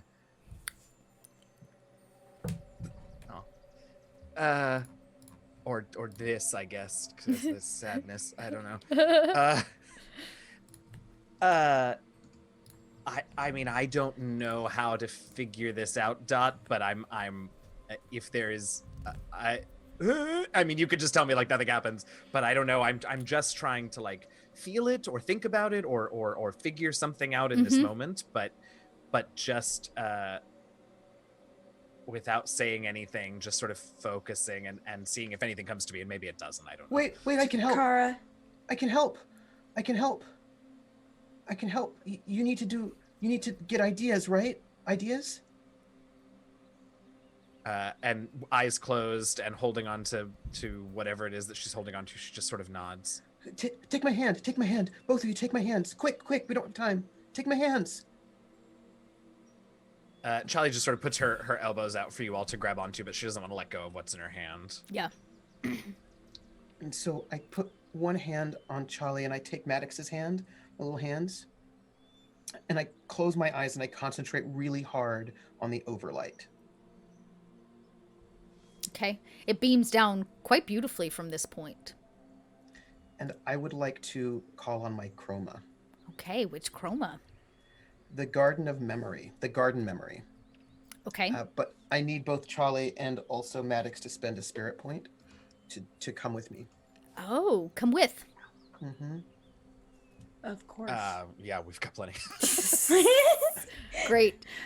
They'll spend one to join you in this. Tell us what it does.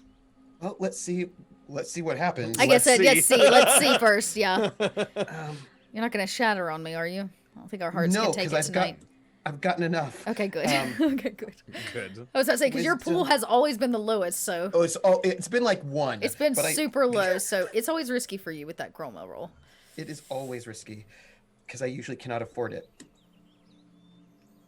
Did it go? Did it go? Did it roll? I hate it when it does that. Oh, I hate it when it does that. It did, and you rolled a 1. Okay. So a 1 is a regular fail. So I don't shatter because I can afford it. But you don't shatter. Can you afford an additional point? Can you afford? Because it would make it a success. Uh-huh. Can you do that on a I chroma roll? believe it's. I don't have my GM screen with me, but I believe it's chroma and skill roll. I think that's actually right. I think it's any roll you can spend. You can spend your points on to add to it. I believe that's true for any roll. It just works differently for like combat Aw. tests or Okay. opposed checks. But yes, Put the blame I on me. believe Just that is shattered true. again. Oh. So I will spend that extra spirit token. So I'll spend a total of 3, Okay. which I don't have a lot of spirit because I'm very small. Uh-huh. I'm a very small person. Uh-huh. This is true. Um, Okay. but holding their hands, we're going to leave this place. Where are we going? We're going to the first garden, where the first one first was. It is the most beautiful place ever.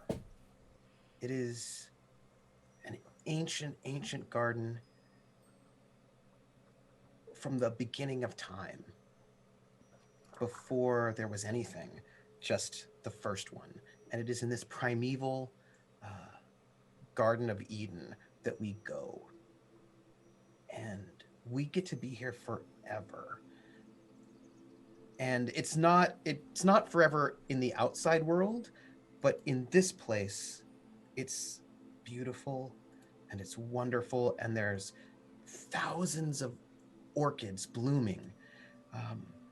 And it's just like one of the most beautiful places you could imagine, and it's unspoiled and it's ancient, and it's before there was any folk at all, and Before the just be world was here. shattered? Before the world was shattered. It was well before then. Maddox, Charlie, and Tikara, you walk through this literal Garden of Eden, as it was called, to an ancient time, before we used the Black Key and shattered the world into what it is today, before there was an Overlight and a sea of stars. There was this place. And as you walk, you come across something rather amazing.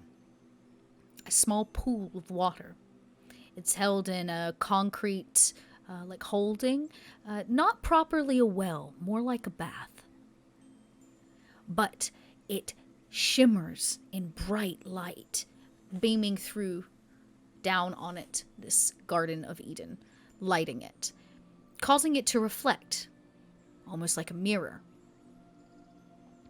I always come here when it's really bad, and I wanted to bring Aramis here, but Aramis is not here right now, and I thought that maybe being here could help us find them.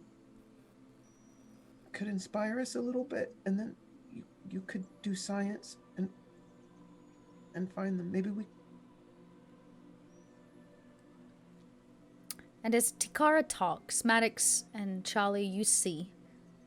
Maybe Tikara's back is to the well, or to this pool. But the two of you see an image as Tikara talks, the emotional, the emotion that comes with loss, and the loss of somebody you love, especially as a child, and the misunderstanding and the coping mechanisms that are put into place. But as Tikara spills all this forth, the two of you see something in the pool. You see Aramis floating, bleeding, but levitating in space in some way, shape, or form, unconscious. Mechanically, you all get a garden token. I get 2, but you all get 1 each. And those garden tokens, because I had a luminous success, you can spend them. You can Yep. spend your 1 garden token to re-roll a failed die during a craft, performance, or science test. Yep. Takara, look behind you. You spin around like a child 360, and in the pool, there in front of you, Aramis. As if floating reach in for this... them. Yeah, I was about to say, you plop your hand in and it breaks the illusion of the mirror. Aramis is still there, but he's not there. You reach in the water, he should be there, but he's not. It's some kind of trickery. But you see Aramis. He is alive, he is breathing, though bleeding, and floating.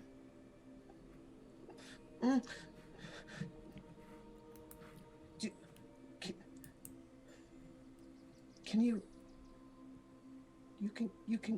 can get them, right? Right? We have vines, we can do it, right?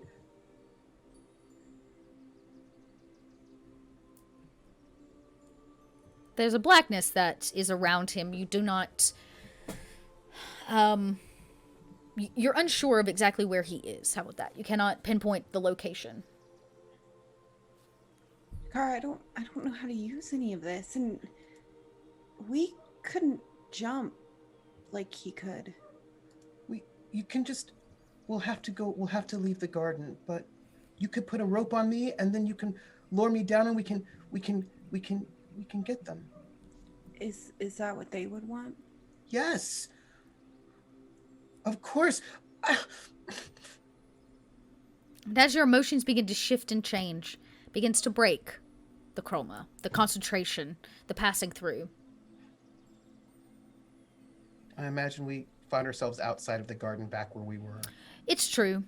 But as you said, it's like forever in here. Time functions differently and things move slower, weirder, more abstractly.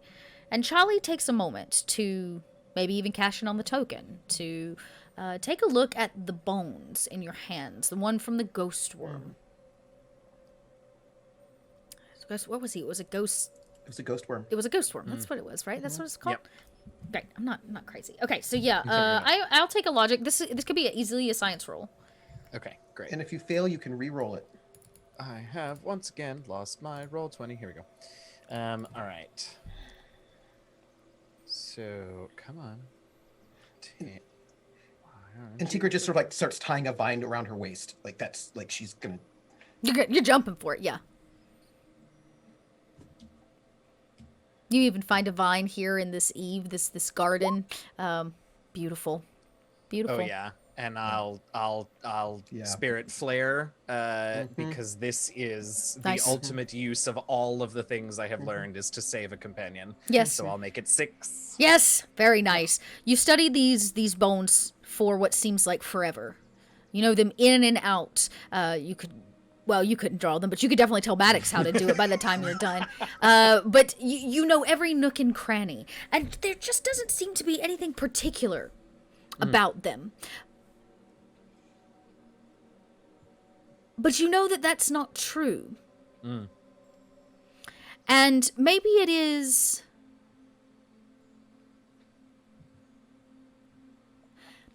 Maybe it is your mind playing tricks on you. Maybe it is something else. But, Charlie, you throw these bones down. Maybe in frustration because you're not getting anything from it.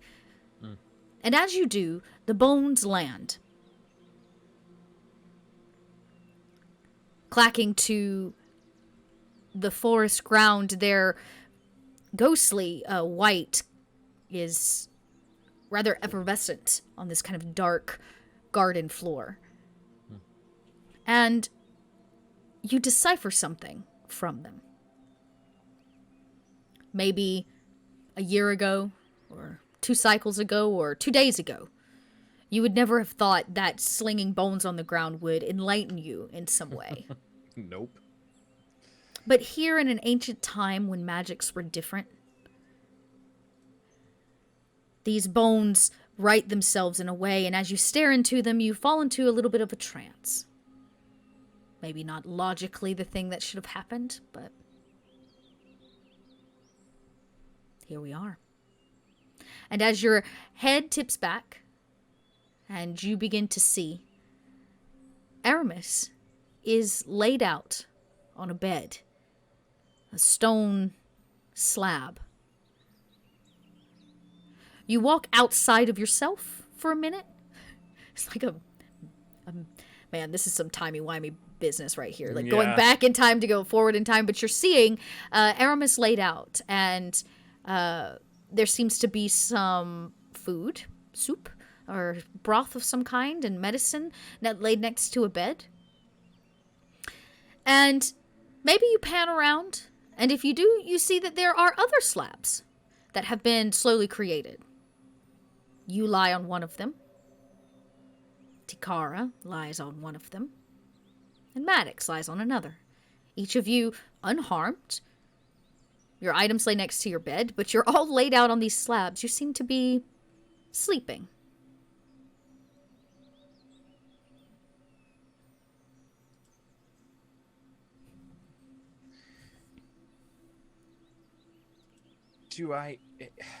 Is there any indication of where or maybe when or... Where or when? You take yourself to a beam of light that is coming out of like a crevice. You seem to be possibly be in a mountain or a cave of some kind. Okay. And as you step out, the light almost blinds you, but as you come to, you see. You see exactly where you're supposed to be. Exactly where possibly you are. But you do see Quill.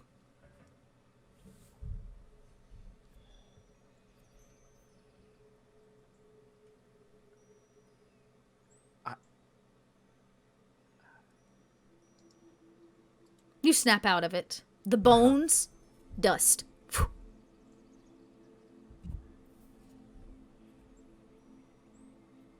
Charlie, are you okay?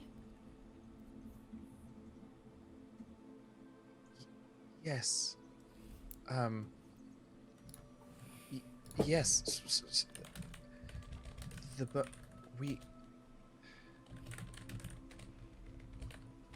Aramis is going to be all right. I'm just like, I've got this vine tied around my waist and I'm holding this vine just like...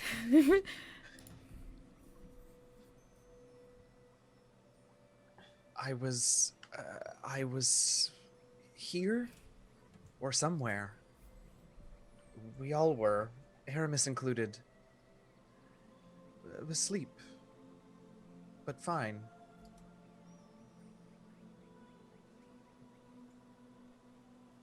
I don't know how we got there, but I'm fairly certain we will.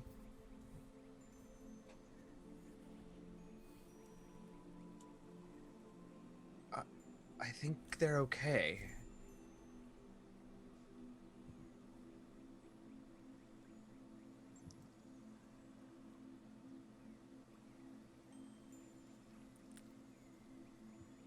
I'm going...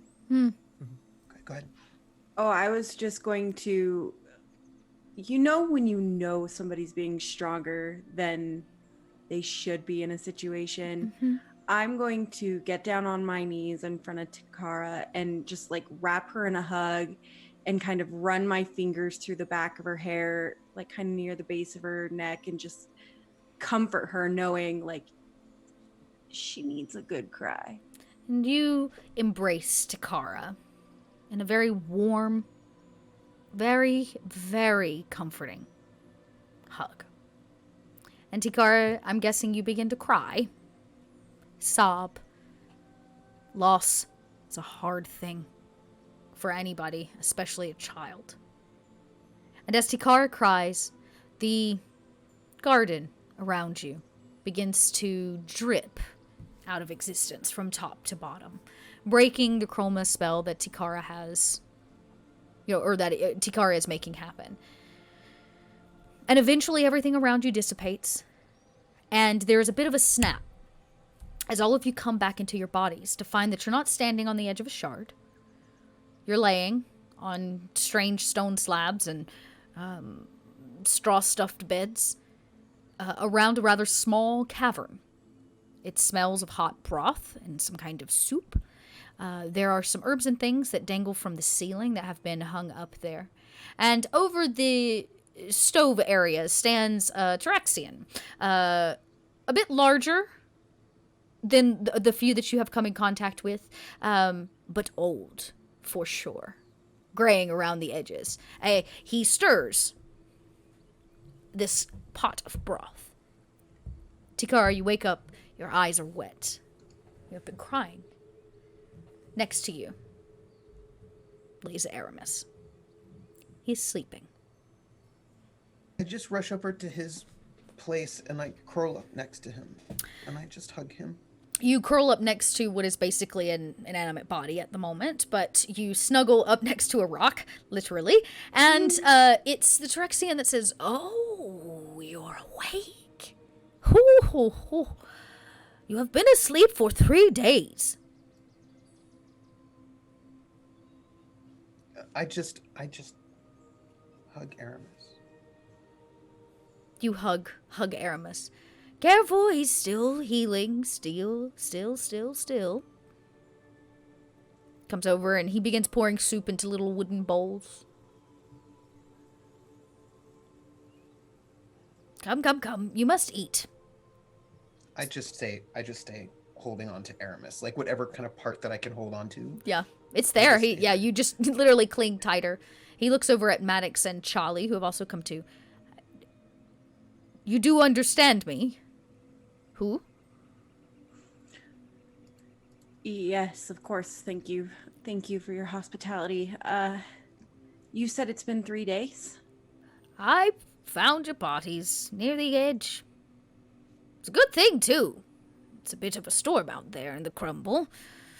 Ooh, you may have ended up tumbled off the edge like this one. And he points to Aramis, with Tikara still wrapped around his body.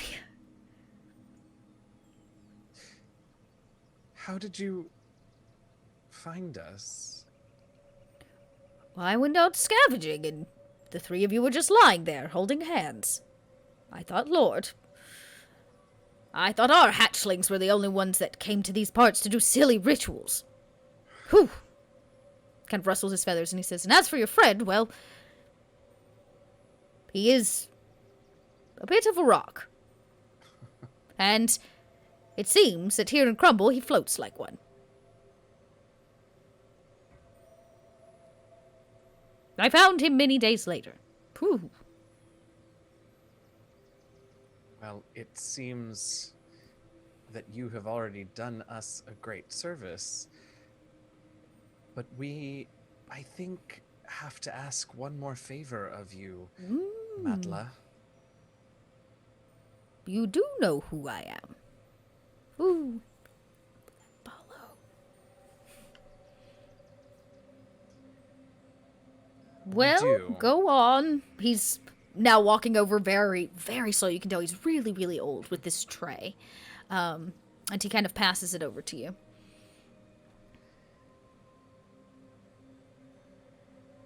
Your story, such as it is, has been told on Quill for decades now, but something tells me, like most stories, it has changed over time. Would you do us the honor of telling us the story as you remember it? Oh, he reaches over and puts on like a small pair of spectacles, little crystal spectacles, and he goes over near the fire to stay kind of warm. You can hear the wind outside this high up is definitely blowing, and he says, so you do know my story. We have heard it once from one Tyrexian, but it struck me as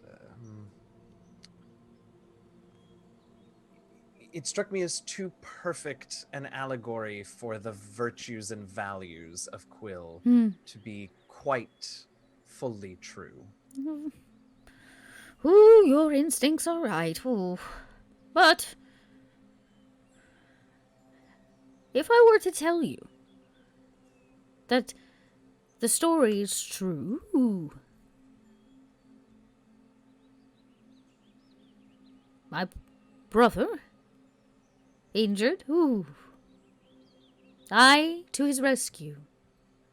And in doing so, harmed and endangered myself. Ooh.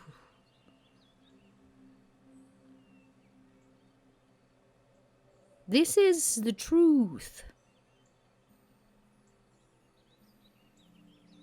The difference is their intent. What do you think the story is about? You are wise.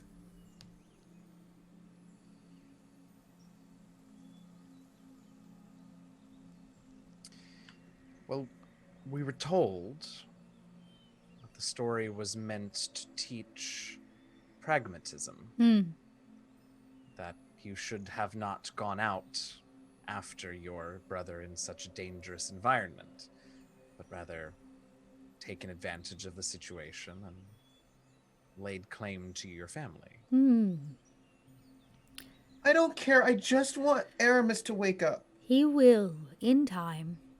Are you sure? Yes, the gravitational effects here last for some time. You're sure? You promise. You promise. I promise as I stand before you. I, too, was once in the sickness. But look at me now. He is a haggard old Draxian. But he stands and he's there. So, You promise. as much as I can. He will be fine. I was more worried about you. Okay. My brother believes that is the moral of the story. He took over our family. He shared tales of how I should have left him behind, of honor and place. The story says that I died, but here I am. Do you know why? I don't. The Overlight saved me.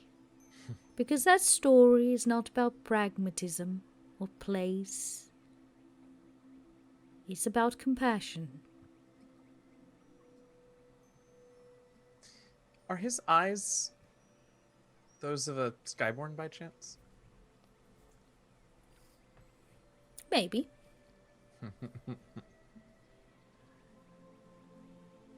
Hey, LB, I see you out there. Thanks for dropping in. He says, it is about compassion. The Overlight saved me. Brought me out of a dark gravitational sleep like your friend here. Healed my wing. And left me here. In this place. As a gift. Not a punishment.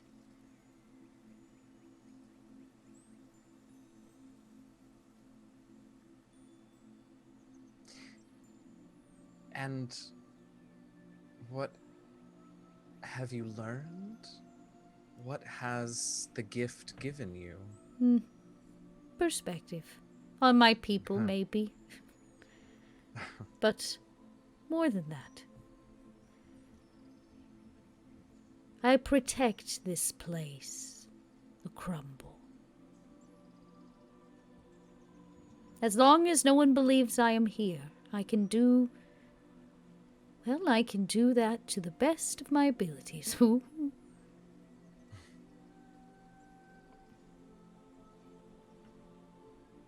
Like saving your friend. And what is it in this place that requires protection? Not the place. The place is touched by the Overlight. Serves a different purpose than we are able to comprehend, but I protect those who come to interfere with it. Many of the locals tend to use it as a hotspot for activity of certain kinds. A ghost, they call me, but I assure that nobody suffers the fate of my brother or me anymore.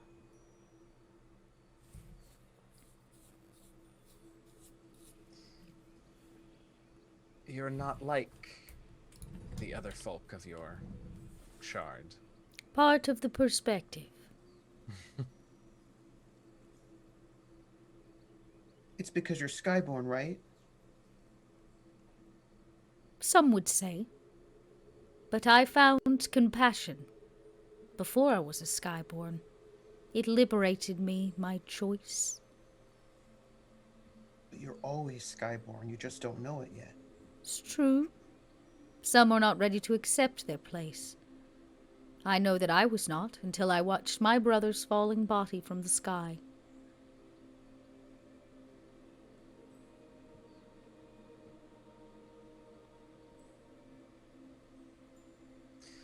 We're here to renew the Overlight.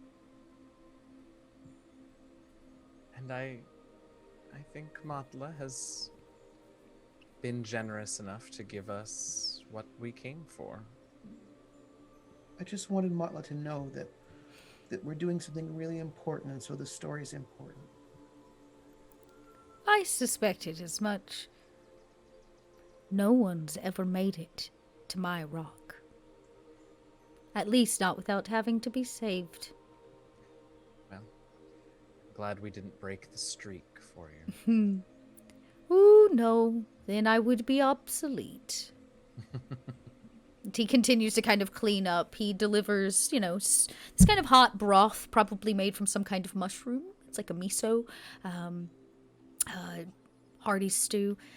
And I suspect that it is the smell of hearty broth that brings Aramis back. Not in a jolted start like all of you, in a little bit of a groggy state. But slowly Aramis opens his eyes, turns ahead, looks at you, Tikara. Maybe smiles? I don't know if Pyroi smile, but Tikara, the look in that eye. Better than anyone. And their eyes close, and he goes quickly back to sleep. Can I just scritch? You scritch rock. Yeah. A little bit. And you're able to, he does offer you to stay the night if you would like, or to rest, I guess you could say, because there is no night and day here in the Overlight, but a chance to rest yourselves and get ready for the next stop.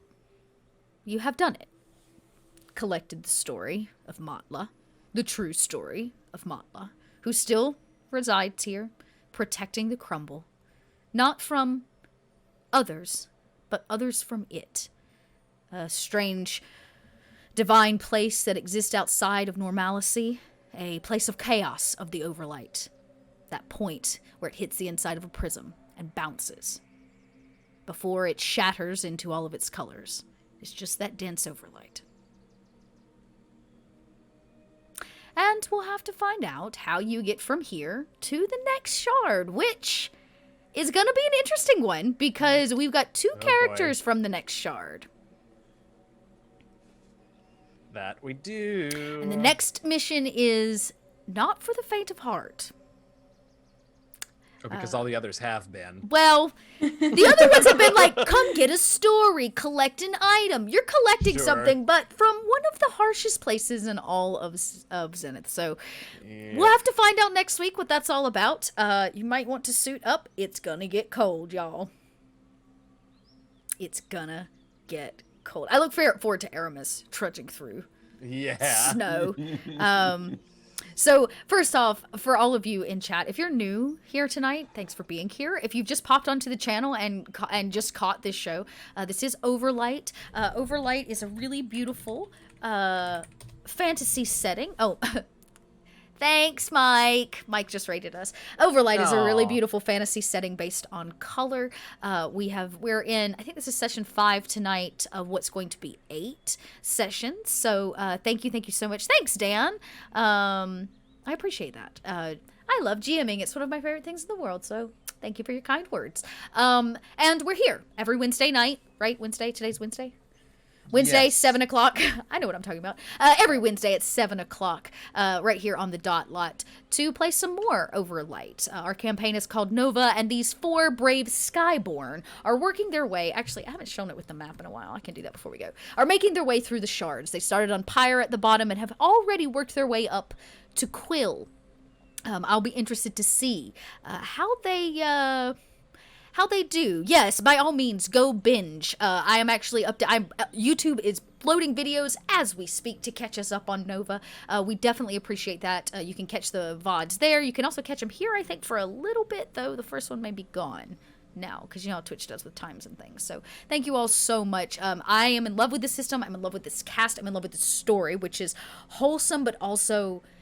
I'm going to find the right word for it. It is a wholesome game, and has so much heart, but at the same time, it is so dark. Right? It has these 4 out of 5 episodes. Yeah, Tears 4 out of 5. It's yeah, and maybe dark isn't the right word either. It's heavy, but that's kind of negative. It's beautiful. It's beautiful in that way that red roses are beautiful, and then you reach out and prick your finger and you bleed. It's that kind of beautiful. So yeah, I'm obsessed. I'm absolutely obsessed. And I want to thank everyone for the support tonight. We had shatter bars out the patooey. We had bits. Thank you so much. I was going to say, let's see if there's any messages associated with any of them. Krista says touching. Touching. It is touching. Touching's a great word for it. It's another great word. Yes, touching. So put the blame on me. Did fill a shatter bar. Thanks for the laugh. It brought me to tears. Yeah. And we, well, hello, all of you awesome storytelling friends. So a little love for chat and a little love for our storytelling. So thank you guys so much. Yeah, a game being about light being dark is a bit of an oxymoron, isn't it though? But technically when you mix all the colors of the prism, well, technically it makes white light, yeah. Unless you're using paint, right? Unless you're using pigment, and then it makes black. So anyways, we're getting there, but slowly but surely working their way up. I'm excited. It looks like we might... I gave us an extra episode because I knew there was going to be like one game where we did not get through a shard. But we actually have. We have kept at this really beautiful pace where we have made it through every shard, which means we might get 2 episodes on Nova, y'all. Yeah. Which means like there might have to be like a survival episode through the deserts of Nova, and then like doing the thing you came to actually do. So this could be interesting. I'm very excited. So hang in there. Thank you so much, chat, again for being here. Actually, let me give you some places you can go check some things out. If nothing else, come join the Discord. Come join the Dotlight Discord. We chat it up. We've got a place to talk about this show and all the other shows. I'll be honest, I've been a bit radio silent just because my job has been crazy nuts, but the rest of the Dotlight is active over there. So go chat with them, chat with the cast that's also there. Thank you, Civ Painter, for some more bits. Really appreciate it there at the end. So let's go around. I'm going to let the cast tell you who they are and where you can find them online. Unfortunately, Jason is... see what I did there? Troopered through tonight's game, but is in a little bit of pain. So I will tell you, Jason is an incredible human. We've been playing together for a while. Jason T D&D. Go check him out, Jason T D&D DM. And actually, I can drop some links for everybody in chat as well. Go see all of this cast. At those links right there. And he does all kinds of stuff all over the Twitterverse. So yeah, and he'll be back next week in full health because I'm putting positive energy into the world to make him better. So we'll actually go straight up from where we are, which makes it your turn, Trooper. Tell us who you are, where we can find you when you're not here on Wednesdays. I am Trooper SJP, and you can find me at Trooper SJP here on Twitch. And I do a bunch of RPGs and play video games on my channel. But the big thing is that I GM a French Resistance campaign on my channel on Fridays at 7 p.m. with Little Red Dot. And that is also a bunch of feels, a little bit less wholesome. And I also do music. It is true, LB, I also do music.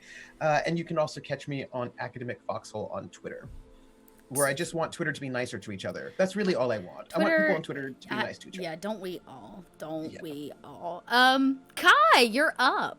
I'm so glad to have you back this week. I know. I was so glad to be back. This game is just, it's incredible. I'm Stonefly_Kai on Twitter and Instagram. I am taking a little bit of a social media break, but I will be back. Where else can I be found? I can be found on Cobalt Press every other Sunday, playing in Midgard, and then every Friday we release a podcast called Fae Forged Academy, which is like my baby project. Think The Magicians and kind of Harry Potter-ish in the Feywild. So Sold. it's pretty good. Sold. Yes. Right. Yeah, it's pretty good. That's me. Nice. And Eugenio. Hi, everybody. I'm Eugenio, also GM Jazzy Hands. You can find me on Twitter at DM Jazzy Hands. I'm the dungeon master and producer of an actual play 5th edition D&D podcast called The Last Refuge. You should check us out as well. New episodes every Wednesday. We're in the middle of a fun little season arc where we're bringing on lots of guests to play with us, so that's been super fun to get new voices on the pod. Cool. What else? Obviously here for another 3 weeks after this, for this fantastic game that I love. Tomorrow night is our finale of season 1 of our Dragon Age tabletop role-playing game. Nice. On Wandering DM's channel. That's being GM'd by Tanya DePass, Cypher of Tyr. That's been a ton of fun. If you are a fan of video games, it's awesome because there are lots of Easter eggs of lore from the games, but if you're not, also, it's just a fun crew of role players to come watch. So our season 1 finale is tomorrow, and then we'll have a few months off, and we don't know when season 2 is going to be, but we know there will be one.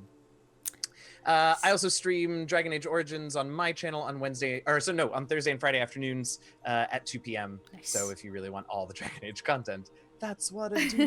Nice. Apparently, I don't know. Nice. Anyway, yeah. Cool. And I'm Dot. Thanks everybody so much for being here. We're gonna go record an after show. If you want access to more of this content, Patreon gets it. So you can go check that out. Patreon makes it possible for me to pay all the cast that you see here to keep the channel running so that we can continue to bring you awesome stories and awesome indie tabletop games to your viewing eyeballs and ears, which I feel like is more important now than ever.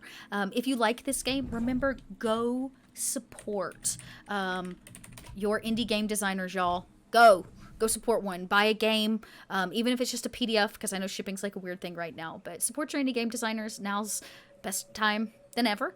I can say, too, that some announcements for the Dot Lot. First off, we're going to have some artwork coming out for our lovely Overlight cast. That should be out here in the next few days. We're just waiting on last-minute changes. So if you want first access look at the character art for these amazing characters, the Patreon will get that, and then it'll come out to the general public, of course, by next week. I'm going to be making some announcements here probably within the next week about the next round and changes for Sunday Fun Day. I took this month off to do some planning. I've got some exciting things coming from Renegade. That's going to be added to that. So know that Sunday Fun Day is our community game. For those of you out there that want a place to play, this is a great opportunity. You don't have to be a pro. You just need a webcam and you need a microphone. And this is a chance for you to get to game with me. But it also now is a chance for you to get to game with the rest of the community. I will be opening up 1 of 2 slots on Sunday Fun Days to other GMs. That you can submit your ideas for a one-shot, your cast, if you already have them listed. Really, I want the Dot Lot to become a platform for you to also get to tell stories with me, and it makes my job on Sunday Fun Day a heck of a lot easier to only have to run one game, in full honesty. But I want to give you all that chance as well. So lots of cool things coming up. If you want to stay up to date, I always post first to the Discord. And after that, you can check out Twitter and the rest of my social media, where, I'm around and about. And if you really want to know what I'm doing when I'm not here in the evenings, you can go check out Dad's Garage ATL, which is the theater that I work for. We're an improv troupe, and due to current times, we have started a Twitch channel, so you can get comedy from noon to 4 p.m. literally every day of the week. That's what I'm doing, managing in right now. So go get some laughs, because there is no medicine better than laughter. Isn't that right, Kai? Hopefully you're feeling better. Yeah, that's so true. Yeah, friends and laughter is all you need. So thank you all so much for being here. I wish you a wonderful, wonderful week. We'll be back, same dot time, same dot channel. Oh, what's the link? Oh, for Dad's Garage. Hang on, let me do this. Oh, I forgot to say thank you myself, too, for all of the bits and the support and the love and just being Thank you all here. so much, so much. There's the link likes, right there for the Dad's retweets, Garage. All of it. All of that. We do. I do. I love you all so much. Thank you for being here. Thank you for supporting.